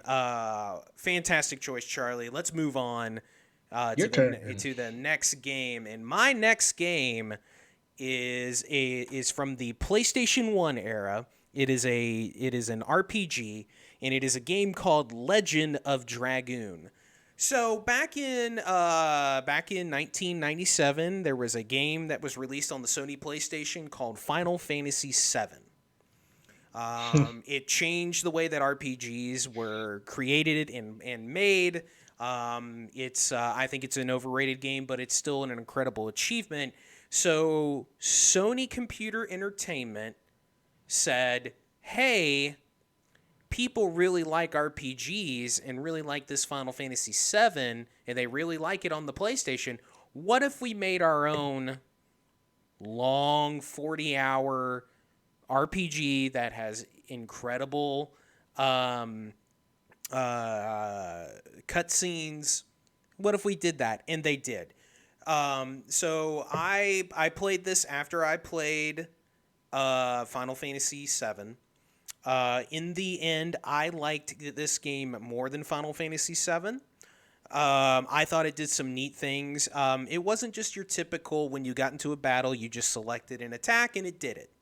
This one there was actually some substance to it where you would pick an attack, you would pick some skill, and when you would go up to hit someone, there would be this little square, and like the basically you had to time your hits as the square would compress. And Oh wow. if you hit them all, you would do an extra attack and you would get the most out of your attacks. And that was true of your special abilities and even your basically what was in essence your limit breaks. um, the story was fine. It was okay. You play this guy who is coming off of a war, and you end up going to this prison where you find out that the actual king of the land has been arrested, and you let him out. The king dies. You end up going to visit his brother. Your brother joins you, and you go try to do what you do in an RPG. Um, Another thing that I really like, so it did have random battles, but what it would do is as you're running, you would have a little arrow above your head that would start off green. Well, as you're running, the arrow would turn yellow and then red, and once it hit red, you were basically in the area of you're about to get into a battle. So you always kind of knew when battles were about to happen. And if you were in an area where you could get somewhere, get inside of a building, you could basically cancel out the random battle. It looked good for back then. Um, it was a very good entry for Sony, an RPG entry, because they weren't really known internally as an RPG maker. Yeah. Now I will say this: a couple years ago, I tried to play this game again. It does not hold up. Oh. It kind of doesn't hold up at all. The voice acting is fucking garbage. There's not much voice acting, but it's terrible. It and this is Wow, it this went from really good to fucking garbage. it did and obviously most PlayStation 1 games don't hold up graphically, but this one really doesn't. Really? It's really ugly. The story doesn't make any goddamn sense. The characters are really kind of hateable in it. Um, but again, it kind of goes back to a time and place thing. When I played it back then, I had a really great time, and for a long time, I thought it was better than what Final Fantasy VII was. I don't know if I agree with that now, but it was. It's very much a forgotten title on the PlayStation because really before that Sony wasn't making RPGs, and after that they really haven't made an RPG like that style of RPG since. Yeah. Time and place, really good game.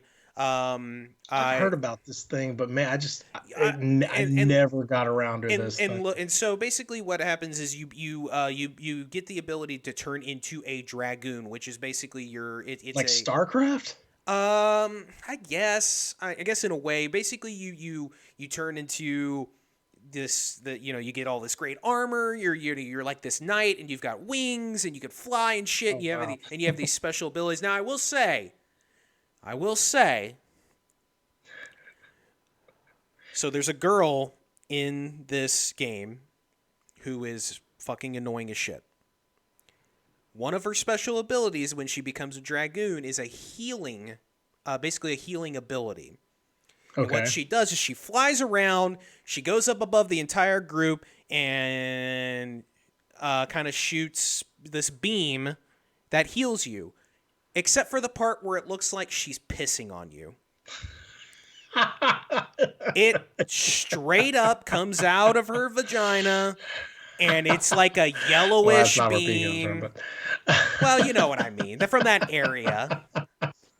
I'm not an idiot. I know where pee comes from. It came from her butt. But yeah, it looks like it looks like they're doing water sports. And every time that I would do that, I would giggle because golden showers to heal. So that's Legend of Dragoon. Again, time and place. I'm not saying it's a game you should play, but time and place. For mature. I mean, if you wanna go to YouTube and look up videos of the Legend of Dragoon lady pissing on someone, I'm not gonna tell you not to. So that is Legend of Dragoon. Charlie, talk to me about your fourth. Let's remember some games.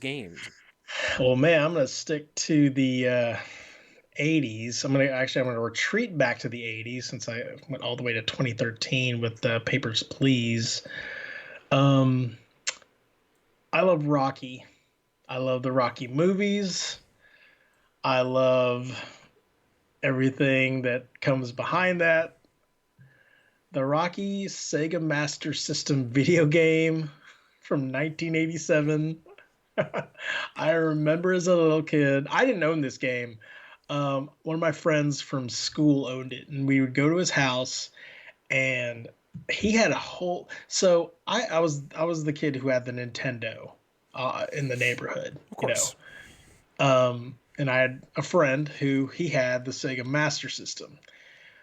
It weirded me out because it seemed like all the covers for the Sega Master System were the same, and all of a sudden they would just have a random character. Yeah. And here's the title. It was the boringest looking cover. Here's the deal. The Sega Master System covers are fucking garbage. Yeah, those are bad. The most bland of all time. It was bad. It was a zoomed in graph paper. I was just like, yeah. And this one is is no exception. I chose wisely when it went regarding Nintendo. Oh yeah. But he had this game, and like again, I loved Rocky, and this was right after Rocky 4 had come out. He had gone through this 15-round marathon with the Russian, and it was just like so awesome. And when I found out he had this game, as we were flipping through all his games, there's Alex Kidd, and I think he had Karnov also. We came across Rocky. I was like, oh, we've got to play this. And I should have known that he was just like, all right, we can play this, it's fine. I should have known then. I'm like, I don't know what I'm in for right now, but we'll see. It's not a very good boxing game. First of all, the Sega Master System controller is not very good at all. Everything about the Master System is looks bad. like a third-party knockoff of the Nintendo controller. Oh yeah, yeah. But I don't know. That's like B was A was B. It was weird. Well, so this game had like this weird button mashing and timing system. You would train. You would hit the body bag and if you got in the right amount of hits, the required amount of hits, you would go to the championship match, which that's the system. It's Mike whatever. Tyson. Mike Tyson's Punch Out. You just went right into the fights. You didn't really you fought. You fought 3 fight. This was Super Mike Tyson's Super Punch Out, where you would fight 3 fighters, and then you would go to the championship match of that circuit. Yeah. every boxing match or every boxing game has a system. Whatever, this was its system. So again, it's a third person kind of panoramic view, so you're seeing both boxers just kind of like doing their thing. Was it like from the side?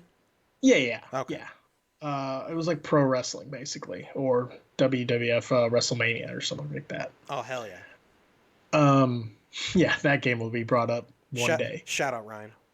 So you basically had three main opponents. You had Apollo Creed, you had Clubber Lang, and you had Ivan Drago. That was it. Okay. The punching was kind of weird. Again, you had the A button would do something, the B button would do something. You would shuffle back and forth. This game's not very good, to be honest. Like I liked it because of its novelty, of its connection with, I got to be Rocky, I got to, Sure. punch out Apollo Creed. And like, to be honest, I never got past Clubber Lang. I had only found out like later on that Ivan Drago was even in that game. Sure. Because I never got past Clubber Lang. He would beat me to high holy heck. And there was a system when you got knocked down, you just had to start mashing buttons like crazy. And then your trainer, Mick or whatever, you would see this little character. He would just start bouncing, like hitting the canvas like this, just over and over and over again. Half the time, like Rocky would just be laying there like a lump. I'm like, oh my God, he's not even moving. And I'm like destroying this controller trying to revive my boxer. And apparently this game, you can go up to 15 rounds. So there's an actual point system in the game. And between each round, obviously, like there's a kind of a recovery system. I don't know what it's based upon. What I remember playing it, like it wasn't like you like push buttons or push the secret button, kind of like in Mike Tyson's Punch Out, you would get some of your a lot more of your life back. Yeah, that's Rocky in a nutshell. It was fun to see because again, I loved watching the movies. Yeah. Yeah, Look, the game like back then licensed games. I mean, licensed games back then are kind of, it's no different today. Most licensed games are not good, and they weren't good. I mean, but we still played them. I mean, we played the Batman video games back then. We played the Superman games. We played Teenage Mutant Ninja Turtles, which was actually a good one. I'm talking about 2 on the NES or the arcade game, basically. The first one was good. They made a Dick Tracy video game that I played the shit out of. Oh my God. Remember Bart Simpson video game? Oh yeah, Bart versus the World. Yeah, man. Yeah. Like they made like Bart versus the Space Mutants is a good video game. Yeah, that was an awesome game. They still made good ones, but Joe Shizzle, yes, the game would have been better if you got to fight Thunderlips. But yeah, that's Hulk Hogan's character. But from 3. if you take something that you loved, obviously back then Rocky, and you see a Rocky fucking video game, you're gonna play it. It was the same reason why I played Teenage Mutant Ninja Turtles. I mean, and those because you watched the TV show, or saw it in the arcade, of course. Now I do have a question about the Rocky video game. Is every single punch in that game a haymaker, just like in the movies where they're just taking 400 haymakers in a standard boxing match? They aren't haymakers, but there is no real blocking system, so it is true to that aspect. Yeah, they don't know how to block in Rocky. I mean, you got hooks, you got body blows or whatever. I mean, if you connect, again, if the timing and the connection is correct, you can knock a guy out and he still technically has life on his life meter. It's not like Mike Tyson's Punch Out where the life meter completely depletes. Now, don't get me wrong. I am not shitting on the Rocky movies. The Rocky movies are great. But the boxing in those movies is fucking shit. They're bad. Oh, no. It's bad. It's not true to life. Rocky, I love Rocky. It's just the boxing. If you watch Creed... Is it bad? It's better. It is so much better. Well, sure, because they probably Stallone probably someone came to him and was like, dude, you cannot do another boxing match where someone gets hit by 400 haymakers. I want to say even Rocky Balboa was better. I never saw that in the aspect of we need to make the boxing look more real than just like you said. all the kill shots being performed in Exactly. Rocky 4, but they're still somehow up. Yeah, For 15 like those rounds. guys should be dead a million times over. Oh yeah.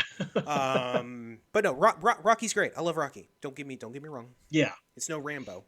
Um, Yeah. all right, so that's Rocky on the Master System. Did not expect a Master System game. Yeah, I dug that one Uh, out of the depths, man. Max Keller. Okay, Josh, no Max Kellerman in my stream. Fuck that guy. Oh, we got okay. Okay, we can't do we We'll talk can't later. we can't do this here. Fuck that guy. That guy sucks. All Dude, right, he's awesome. so my Oh, Max I want Kellerman. to punch him right in his goatee. So my next game, Charlie, you know this game. You love this game. It is one of my favorite games of all time. It's a top 10 game for me. I am talking about Summer of Arcade, Xbox 360. I am Oh talking yeah. about the greatness of Shadow Complex.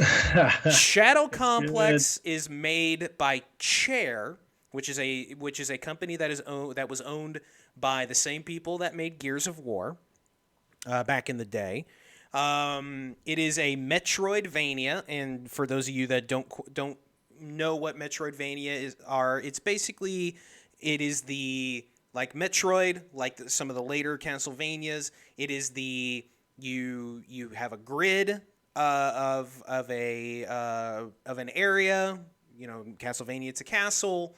Metroid, it's basically a planet. And you find your upgrades, you backtrack, and you get all of your upgrades, and you go and you beat the game. This took for me. It took Metroidvanias to a new level, and it made me love Metroidvanias. I like Metroid. I like Castlevania. I like Castlevania Symphony of the Night just fine, but I don't love them. Super Metroid is a fantastic game. It really is. But I don't love them. This made me love them, and I don't know exactly why.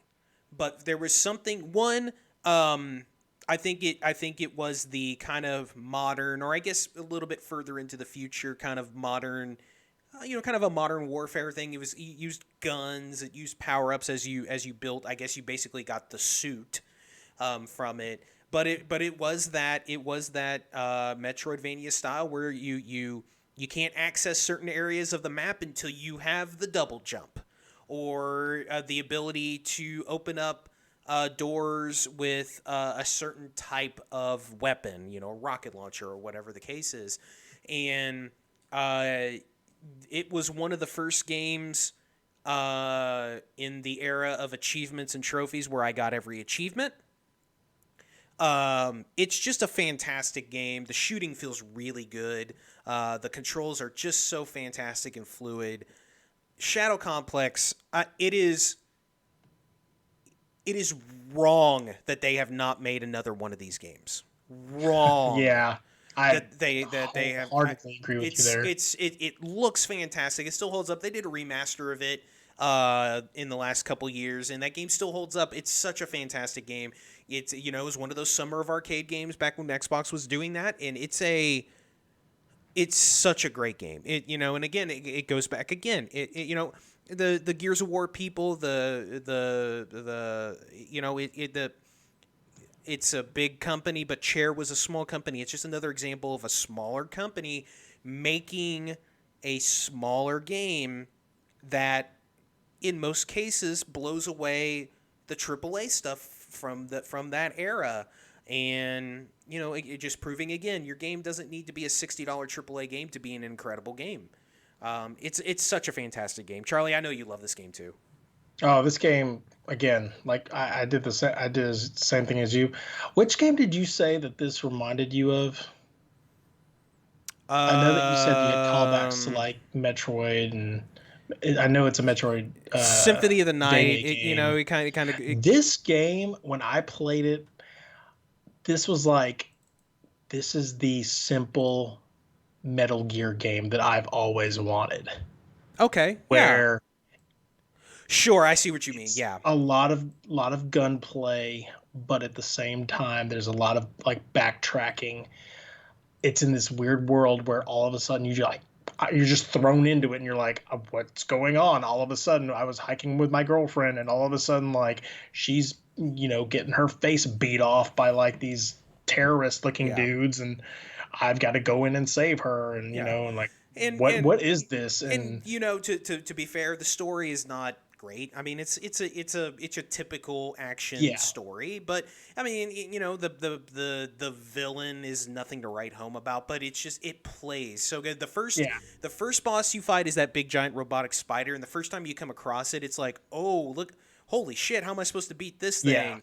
And like the boss battles are very imaginative. Like they do yeah. really cool things with the boss battles and finding all the little secrets of the like I'm not a guy that usually seeks out every nook and cranny of games. Oh, I just don't do that. I did with this But game, in this man. game I did. I found everything. Like I Yeah, said, I 100% of this game. And I don't do that with 99% of the games I play, but I did with this one. yeah. Shadow Complex is fantastic. It still holds up today. If you haven't played Shadow Complex, you absolutely should play Shadow Complex. Charlie, give me your last one. I am so excited to talk about this game. Hit me with Oh, it. so my last game is from the PS1. It is Driver. It's from You are the 1999. wheelman. You are the wheelman. Um, it was made by Reflections. Was apparently was acquired by GT Interactive, Atari, and then Ubisoft. Yes. So it's the same company that made Just Dance, Grow Home, and The Division. Grow Home is an I found incredible that out game. today. Play Grow Home. Yeah. We'll talk about Grow So Home on another one of these later. yeah, you are the wheelman. You're this former cop, John Tanner. Basically, you're going undercover to investigate crime syndicates. This game was rad because I this game sought me out in the form of my second cousin, who was probably not old enough to play this game, to be honest. But he came over. I was staying at my aunt's house during the time. He had come over across the street, and he was like, I need you to help me with this game. And I'm like, what do you mean? Just Oh, play it. I bet I know what he wanted help with. And he's like, I can't start the game. And I'm like, what do you mean you can't start the game? So we would boot it up or whatever, and all of a sudden I'm like, okay. And so we're in this garage, and all of a sudden I had this list on the top right part of the screen, and they're like, go. I'm like, okay. So, you know, trial and error or whatever. After a few times, I was like, oh, so apparently this game is really, really unique in the fact that, so you have to earn your license by performing like certain moves. You got to do 360s, you have to do figure eights, you have to do this thing called a slalom, whatever that thing is. Yeah, the slalom, yeah. And you have to do them in a allotted amount of time, and you have to do it in a parking garage, Yeah. which is, the confines of that can constrict, where you move, really, really fast. Well, and on top of that, Yeah. the fact is that back then the PlayStation 1 controller was not great for driving games. Oh my gosh. So that hindered it because those analog sticks were fucking garbage. Yeah. No, Um, it was. I'm trying to remember if this even had sticks on it. Even worse, playing that with a D-pad. Holy shit. Yeah, that D-pad. But Oof. so I finally unlocked the game, after several trial and errors, and it's really, really awesome game. You're like Yeah. you're holed up in this, dank apartment, and you're just constantly getting telephone messages, not voicemails, telephone messages on Yeah. your answering machine. Answering machine. Basically, these guys are like, hey, we need you to do a job for us. Da, da, da, da, da. It took place in Miami Yes. or pseudo Miami. Yeah. It took in a coastal town or whatever. It was Miami. Yeah. And you would just do these different jobs. I mean, you'd have a delivery, you'd have a bank heist, you would have you would taxi people from like one point to another. There would be drive-bys, there could be robberies. It was funny, like, it was one that I remember is like I would taxi this one guy. His name was Nico, funny enough. And I was like, oh wow, there's a connection there. And so we'd pull up to this house, and he just kind of walks in, and like essentially the job is done, but you kind of see him walk in, and then you hear some gunshots, and you're just like, oh, okay, that's what I did. Oops. And then you just move on to Well, I your think next job. it's so funny because the license, getting your license part is so bad. Oh yeah. But It's once so but hard. once you get it, it's weird. It's weird because it's so bad and it's so difficult to get it, but then once you get into the game, like the driving is great in it. Oh yeah. It feels really good. I'll say, and also it was one of the first games that did a really good job with car damage too. Yes. And That's where I was going to go say is that yeah, driving to and from like, to your destinations and such, boy, any type of wreck you would see, I was surprised to see how, to be honest, like honestly, I think this game holds up really, really well. Like I bet it does obviously too. the animation's not one to one. It doesn't look like Sure. Flight I Simulator, mean, it's but PlayStation 1. It's not going to hold up in general, yeah, but I bet you the game itself still probably plays really well. One thing that I always enjoyed doing was just doing just go out and drive. You had yeah, with no mission and just have the cops chase you around and yeah. shit, and you would Yeah, hit the this is one of the jumps. Yeah, first games I think that had like a felony meter. And that was yeah, the I cool think part so. about this game Yeah. is that, gosh, you would build up that sucker, and then all of a sudden you'd have like roadblocks, you'd have freaking tanks and shit after you.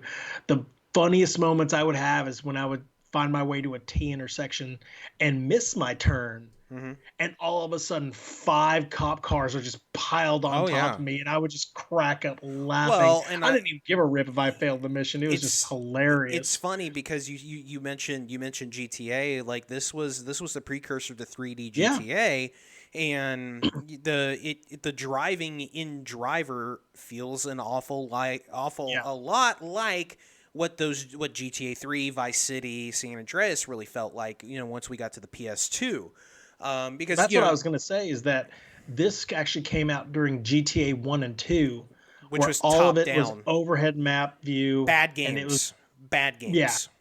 And this one is more or less on the lines of where, like you said, Hmm. GTA 3 onward went. Well, And and so, it's a shame that yes, the after bird's eye view. Thanks, Joe Shizzle. after this game, Driver was awful. Driver 2 is a terrible game. Driver 3 is not that good. Like the Driver series never went anywhere. It was bad after that. And you What was do the one with Michael Madsen? that was Was that 3. 3? That was 3. Well, Yeah, and I it, tried to play well, that. in It just did not 3, play as well as well, the in first one. 3 they tried to introduce more getting out of the car and running around, Storylines and and stuff it's like like that. Driver was about being the wheelman, being the driver. Yeah, It's so funny. People have been like, dude, it's like you're the fucking getaway driver, like in fucking Heat. yeah. What's what Driver was, but it was a full game. Reflections went on to make Stuntman. You remember Stuntman? Yes. That game was cool. So like the Yeah. driving engine was good, but then 2 comes out and it's just bad, and 3 was not good. And I want to say Yeah. they make a Driver San Francisco at some Yes, they point. did make Driver San I Francisco. I never mean, touched it. it's I like Like nothing is. that was a missed opportunity to make a series that could have been really good for a long time. And it's an example which doesn't happen a lot where the first game is the best game in the series. That doesn't happen that often. Yes, they did not have the drive to make a good game ever I am again. going to ban your brother from this channel. I'm going to ban him. Uh, Driver, That incredible is game. one series though. Like I know we've talked about this regarding like segments we could do later on, but this is one series that I would like. Maybe not segments, but maybe questions that have been asked before, where it's like, oh, if they could just make this game today, I Like, would be all over okay, that. Not 2 or 3 or San Francisco. This game. think about this. You're the wheelman. It's just driver. All you do is drive. You don't get out of the Yeah. car. You don't do that bullshit. Burnout Engine. Oh wow. Game of the year. Game of the year. Burnout would be good. By the way, make another fucking Burnout. God Yeah. damn it. They did make that new Burnout game for the bird's eye view. It wasn't. The It was crash, okay. It was Yeah, yeah. That was like dude. it's not. That was 360 era when they made that one. Yeah, no, but that's what I'm saying is like that was they did They make it they fun. also did a remaster of Burnout Paradise, the best Burnout game in the series. They got Um, out. God damn it. Okay, we have to move on. All All right, right, let's go on. Last game. we're Last gonna game. get to let's get to the final game of our first installment of Let's Remember Some Games, and we're gonna talk about a game that we're gonna talk about the most recent game that has come out on our list of 10 games today, and we're gonna talk about it's funny enough it's another goddamn indie game. Because I guess that's all I play these days. This game came out on it started on the PC and Nintendo Switch, and then now it's come out to everything. And that game is Golf Story. So Golf Story is a golf game, an RPG, and a story-driven game all in one. It is a 16-bit looking game where you are a young adult who wants to be an aspiring golfer, and your I believe your father passes and leaves you his shitty set of golf clubs, and you want to become a pro. This was made by an Australian developer. I can't off the top of my head I don't know who the developer is, and I apologize for that, but it is it's a fantastic little game. The golf is actually very good. It's very Mario Golf, the 3-button presses. Nice. But some of the stuff that the game does in terms of just these little changes, or I guess little changes to the golfing, and kind of the RPG elements, because you'll go up to someone and they're like, "Hey, you're at this area where there's a lot of dinosaur bones. It's like, hey, you should go dig up these dinosaur bones." And so you have to go up to where the dinosaur bones are and use basically what's a kind of a shovel club and hit the ground Okay. until you get Or a the wedge. the dinosaur bones out. You have to do these other little things where it's like, okay, hey, way over there, about 200 yards away, there's a guy who won't leave. Hit him with a ball and he'll leave. So you have to line it all up. You have to aim at him. You have to do it, and then of course you do tournaments. You just do straight up tournaments. It's the humor in the game is so silly. It's so charming. It's the different styles of golf courses. You start on a course that's just a normal typical country club. You go to a beach area and you play kind of in a beach area. You go to a graveyard. You go to a snow area. You go to a peak of a mountain where it's extremely windy. So you have all these different areas, and you kind of progress to become the next big pro. And yeah, it's a charming little game. It came out in 2018. It was my favorite game of that. It was one of my favorite games of that year. Like I said, it's out on everything. Charlie, you talk about getting a Switch. I think one of the first games you should get, aside from the tent poles, if you wanted just a little, just real lighthearted kind of golf. Golf. We all love golf. Get this. I love golf. This game is super cool, super chilled, and so charming and so funny. Golf Story. Get into it. It's fantastic. And ladies and gentlemen, Sounds real chill, man. that I've been looking forward to playing a golf game since Golf Clash. So yeah, most things are better than Golf Clash. That's for sure. And that's gonna do it for the topic of the show. Let's remember some games, Charlie. Fantastic job. Those were some great games. It's fun to just talk about the games. A lot of the games of our youth. We'll do this again. We'll probably do this once a month, where we just talk about just games, obscure stuff we just want to talk about. And so that's going to do it for that. And now, ladies and gentlemen, we're going to get into the mailbag.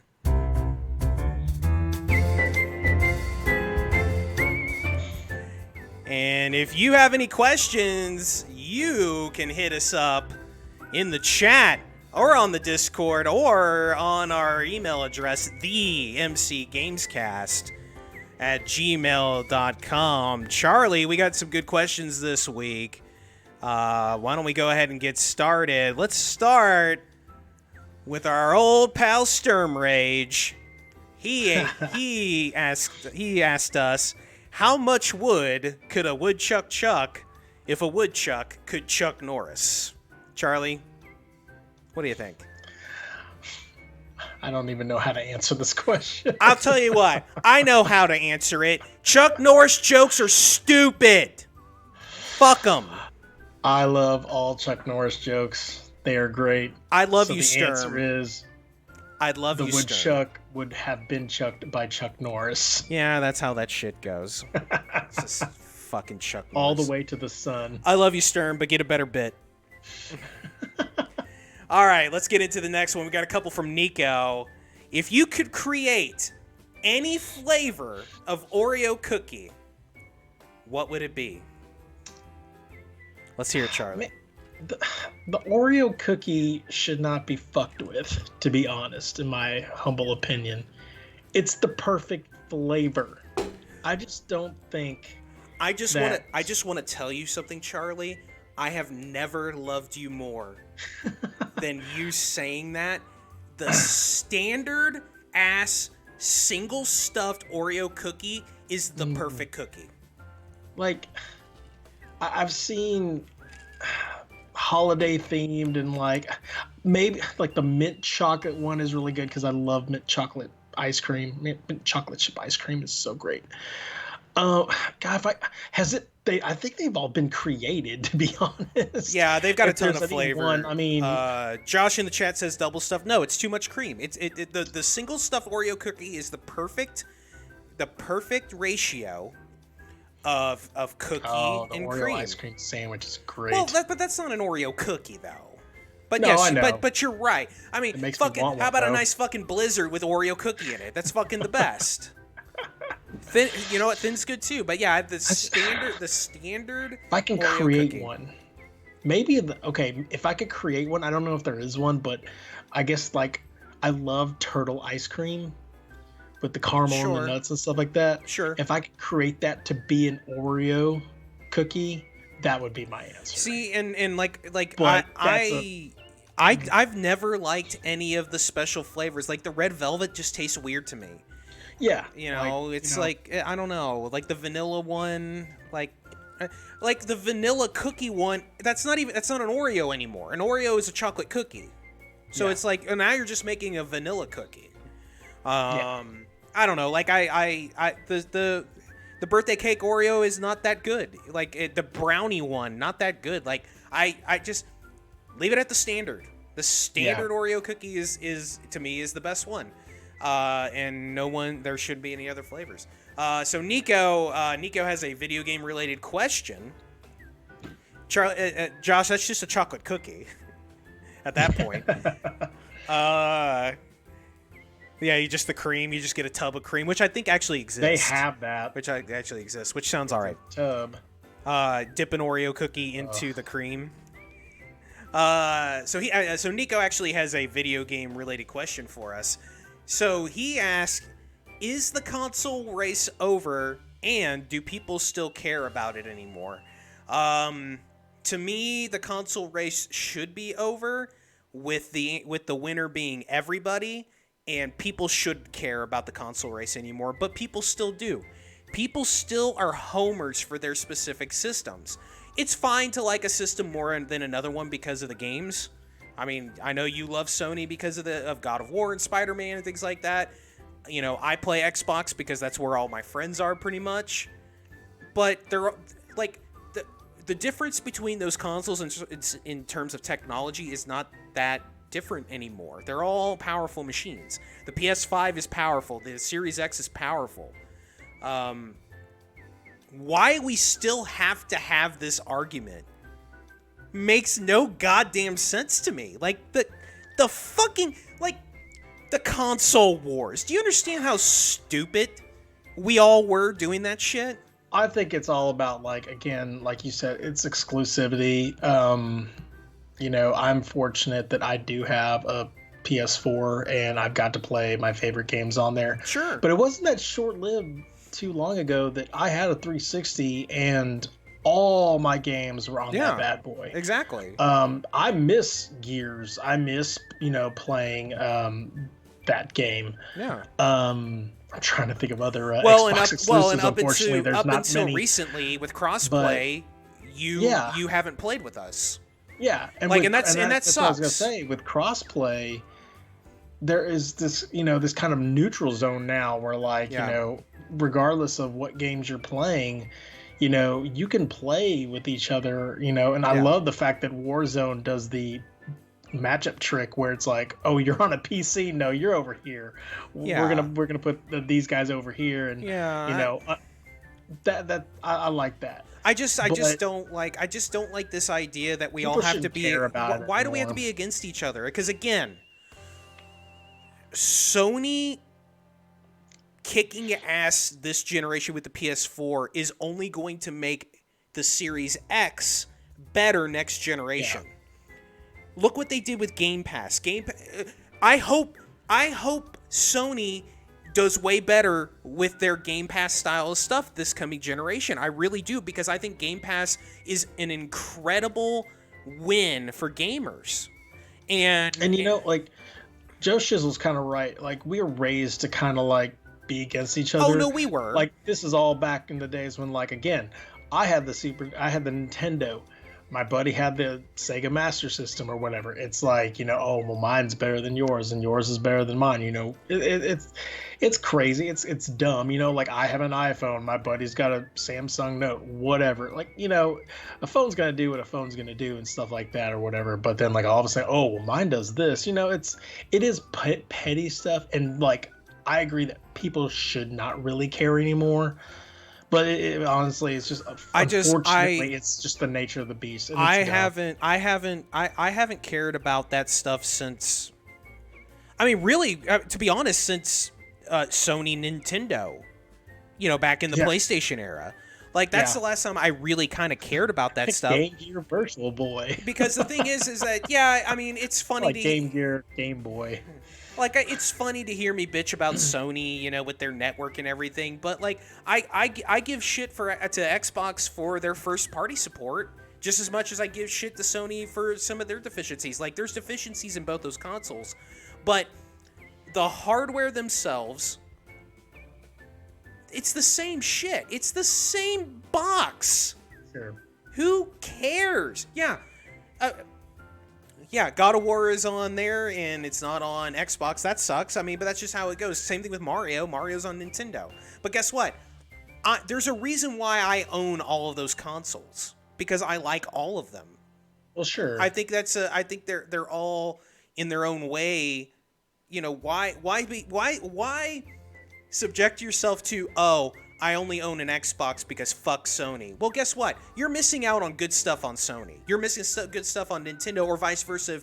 If you're like, you're missing out on such good stuff, and you're missing out on half of the population of this stuff until crossplay becomes the norm. I can't believe we're still doing this. Yeah. In this age. It's petty. Gaming has never been better, but we can't stop this console war shit. Sure. I don't know. I can't. It's too tired of a subject for me to fight right now. I can't. I got into it a little bit with a streamer friend last night, and the things that he was saying made sense, but he was a pro Sony guy, but it just gave me such tired head. It's just like, why? Can't we all just be happy? Like, why do we have to do this? But yeah, okay, we're moving on. I can't do this anymore. Let's go to Ryan. Ryan's got 2 questions for us. The first one: if you could hang out with any video game character, who would it be? Holy moly!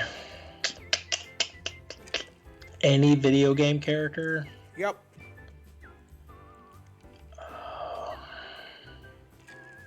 I'll tell you mine.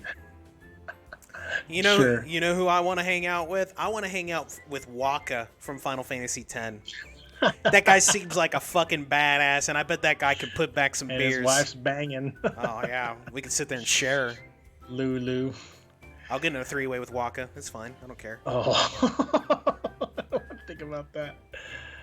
Oh man, that's a good question. If I could hang out with any video game character, who would it be? God, I mean, it sounds like a cop out, but like, I damn dear near say Mario. Dude, Just because, like, Mario. like, again, no. like again, maybe it's the fact that we watched like the Mario Super Show, and Well, yeah, you want to hang out with the Captain Lou Albano version of Mario. hey, fuck you, Mario. Hey, fuck you, Luigi. Oh, it's Luigi. I'm sorry. I'd rather But hang out with like, Wario. Oh, I mean, like that would be one I'd have to think like. We could sit super there. We could sit there and talk. We could sit there and talk about how we want to murder Waluigi because he's a bullshit character. Or you know what, like it'd be fun to hang out with is probably Claptrap.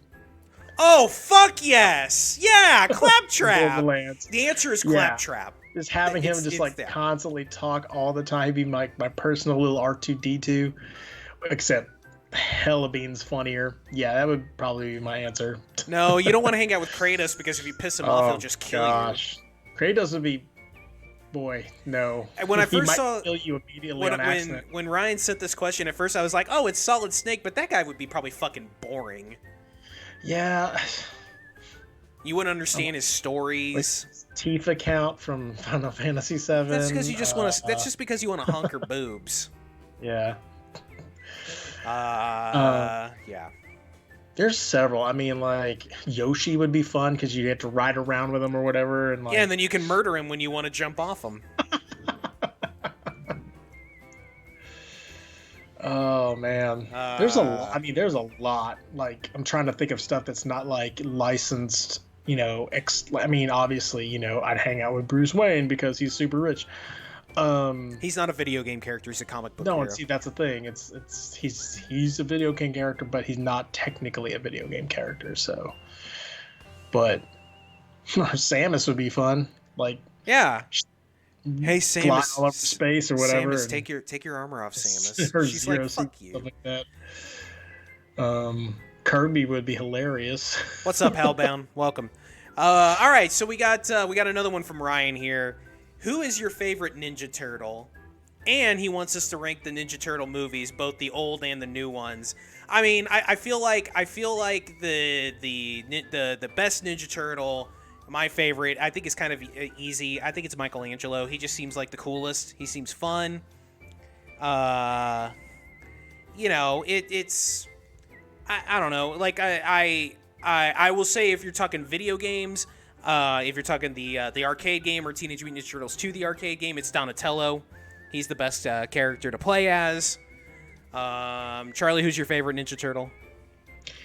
Joe Shizzle is right, and he is right about the fact that the best and favorite Ninja Turtle is Raphael. He is cool but rude. He does things with he does things with size that no other person can. He is the real leader of the Ninja Turtles, as professed by the Ninja Turtle movie. The best Ninja Turtle movie, I don't want to rank them because honestly, I have not seen the newer Ninja Turtles. With, I haven't either. But I Megan think the original trilogy is very easy. It goes 1, 3, 2. 2 is the best one. Oh, get out of here with that shit. Because it has Vanilla Ice in it. Get out of here with that shit. It's got Ninja Rap in it. I knew back then that movie sucked. It has the Super Shredder in it. Oh, get out of here with that shit. It's 1, 3, 2, and the first one's very, very good. But I'm ranking them in my preferred order. 2 is the best one. Get out of here with that. Turtles in Time had a chance, but you know, 3 is fine. No. I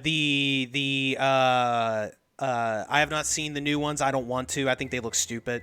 Ninja Rap. I love the Ninja Rap, Charlie. I love the Ninja Rap. It's a bad movie. It's a bad movie. All right, so we got one more question today. It's from our call-ins.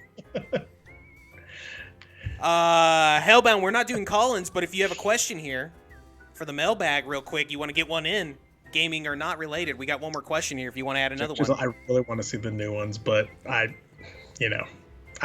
what I've heard, but I still want to see them. So. All right, final question that we received pre. The final question we received pre-recording here is from Josh. Okay. I guess he wants us to. Can you make a Superman game for next gen? Main villain, would it be a success? I think you can totally make a Superman game. I don't think the Superman 64 that came out fucking 20 plus years ago or 20 years ago means you can't make a good Superman game now. There again, like we talked about with Batman, there's so much Superman lore that you can pull on to make a good Superman game. I feel like if Rocksteady made it, it might be good. But you have to have the right developer. I mean, with any game, especially when you're talking about pulling from comic material. But yeah, you can absolutely make a Superman game today. I don't think there's any question. I think it would be very difficult to make a Superman game, not regardless of what era it is, because of just who Superman is. Every video game that is out there, the hero or the protagonist has to overcome adversity to defeat the villains that he faces. Superman is the cheapest character. And when I say cheap, I mean he's infallible. Yeah. He's practically God.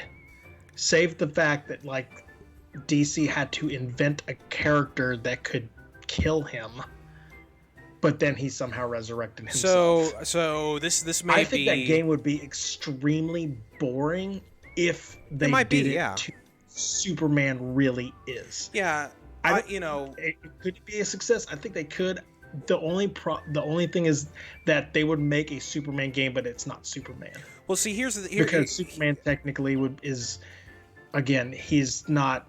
No one can usurp his power. Look, I like Superman. I've always liked Superman as a character. I've liked the movies that they've made of Superman. In TV shows, Smallville's a good show. I've always thought Superman in general is a boring ass character. In terms of being overpowered, like it's like you talk about superheroes. A lot of the reasons why we like certain superheroes is because they do have a side of them that is a deficiency that they have a vulnerability. Batman might be the ultimate example of that. And a lot of the Avengers, it's kind of the same thing. But I've always found Superman in general to be, especially of the Justice League, to be the most boring of those characters. And yeah, any game can be good, but of the superhero characters, that's going to be the one that's the hardest to be for you to be able to make a good game. Cool. To make a good game out of it. That's a good question, Josh. Hellbound just came up with a question. Well, it's not really a question, but... he had one a little bit earlier. He said, "What's our favorite retro game?" I could tell you this, Hellbound. If you go back and listen to last week's podcast, which you can view on YouTube, search MC Gamescast on there or on any podcast service. Our favorite games of all time, mine was Super Mario World and Charlie's was Doom 2 Hell on Earth. I'm streaming my favorite video game. So that would be the answers to those. Absolutely would be those. It's awesome. Yeah, you should follow Charizard81, my partner here. He does really great stuff too. But Superman versus the Hulk, I mean, it's probably Superman. Republic Commando's a great game. Oh man, it's probably Superman. See, that's the thing. It depends on how long the fight is. If Superman like kills the Hulk immediately, yes, Superman will win. If Hulk somehow and how why wouldn't he be huh? able? And why wouldn't Superman be able to kill him quickly? He should be able to. Just because, just playing with his food. Playing with his food, kind of like I do. Because Hulk's power is based upon rage, and it grows exponentially upon itself. It's a mathematical equation on how powerful the Hulk can actually get. If the fight lasts longer, Hulk has a puncher's chance of beating Superman. Sure, I agree with that. And also, this wasn't part of the question, but Superman has the sun. I'll just say this wasn't part of the question, but the Hulk is a way fucking better character than Superman. Well, Marvel characters are in general. Well, yeah, Marvel. Well, so that's going to do it. Yeah, that's right. And that's going to do it for the mailbag. Thank you so much, guys, for the questions. If you hit up the Discord, we have a podcast questions section. And you can start putting in those questions for next week's episode, or you can hit us up at themcgamescast@gmail.com, or hit us up on Twitter, Team Llama Games on Twitter, Charzar81 on Twitter, and we'll get those questions ready for next week's episode. But now, ladies and gentlemen, the moment you've been waiting for. I know it's the moment I've been waiting for. Ladies and gentlemen, it's time for the best segment of the week. Ladies and gentlemen, it's time for...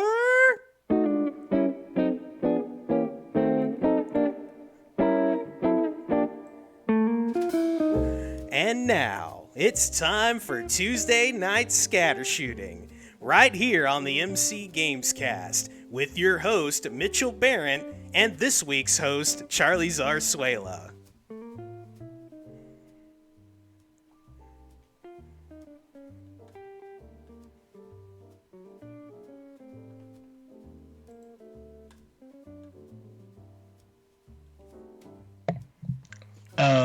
You're golly, muted. I said all that in mute. Oh, dang it. My question to you was, are we going to ever get a recording for that, or... We'll get it. I love both, I love the idea of you doing it. All right, anyway, Charlie, give us some scatter shooting. While wondering whatever happened to video game litigation. I remember when my primary non-sports news source was 11 minutes in the morning of my first period class in high school, known as Channel 1. It was also when video games stirred up much controversy. Games like Doom, Duke Nukem, and Mortal Kombat stirred up musings of violence. The proverbial chicken and the egg debate would circulate around school shootings, the most famous of my time being the Columbine shooting in Colorado in April '99, weeks right before I was graduating. Along with the movie The Matrix, video games like Doom, Wolfenstein, Quake, and such were dragged through the mud, blaming them for this tragedy. While it reached its peak in the latter 90s and the early aughts, the first ever controversy, according to the NCAC, the National Coalition Against Censorship, was in 1976. A game called Death Race upset a lot of people when you heard a little "ah" when a person in the game got hit, and the little gravestone popped up. That was it. Due to public outcry, Death Race was taken right off of the market. Oh, yeah. So I was so enamored by the 3 billion people playing video games currently via IGN that I looked up a couple of crazy stats. The biggest video game collection has a library of over... How many games, Mitch? Can you guess? I don't know. This is your segment. You tell me. 20,139 games. Antonio Montero of Richmond, Texas, Texan, has over 100 consoles to play these games, which means I have about 20,000 games to catch up with this epic collector. Oh, yeah. According to Guinness Books of World Records, the longest video game session played lasted about 138 hours and 34 seconds. Carrie Swadecki of the U.S. played what game? Man, I wouldn't even know. Okay, Just Dance 2015. Oh, boy. From July 11th through the 17th. She had broken her previous record, which was owned by her for charity.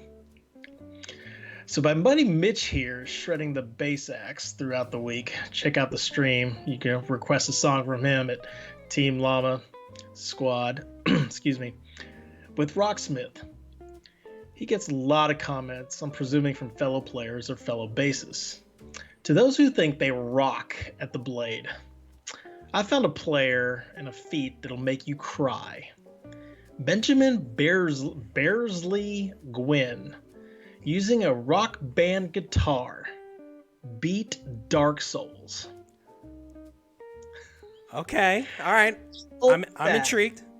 He completed the runs with the Rock Band drum kit, the Rock Band piano, which I did not even know existed. Oh, yeah. Rock Band 3 had the keyboard, yeah. The Donkey Kong bongo drum. A microphone with voice control only, a Wiimote, a dance mat, a steering wheel, and an Xbox 360 pad. Jeez. I completely respect the talents it takes to play beautiful tunes like you guys do, but I will see you through the fire and flames and raise you this crazy. You saw the guy that did using drums to play Fall Guys? Yeah. So good. I love shit like that. That's awesome. Take Fall Guys and think Dark Souls. Oh yeah, no. That's a bitch on its own. And finally, did you hear that the scams were rampant when the Nintendo Switch came out? That's right. Buyers of the new console discovered that in each box, they were a pair of Joy-Cons.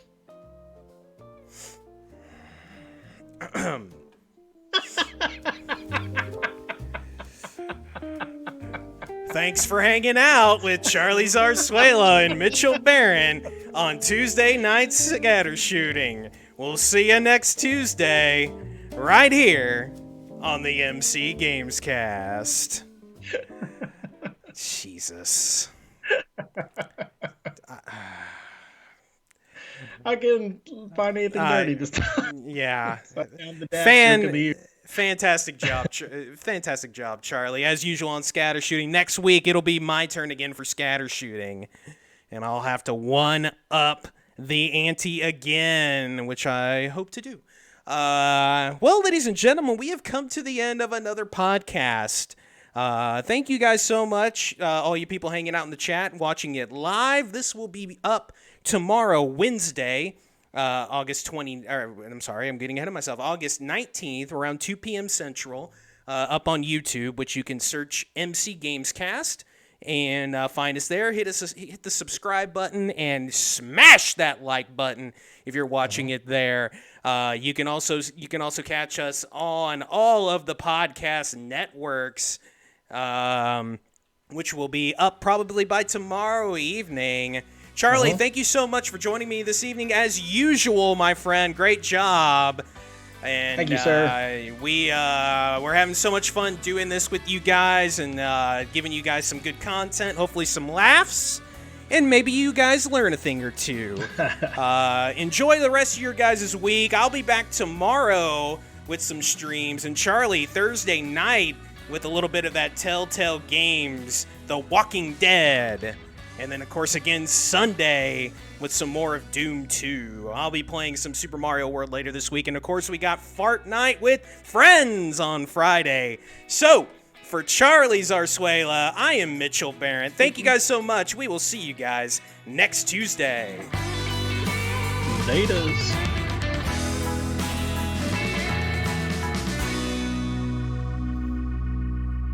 Okay, bye.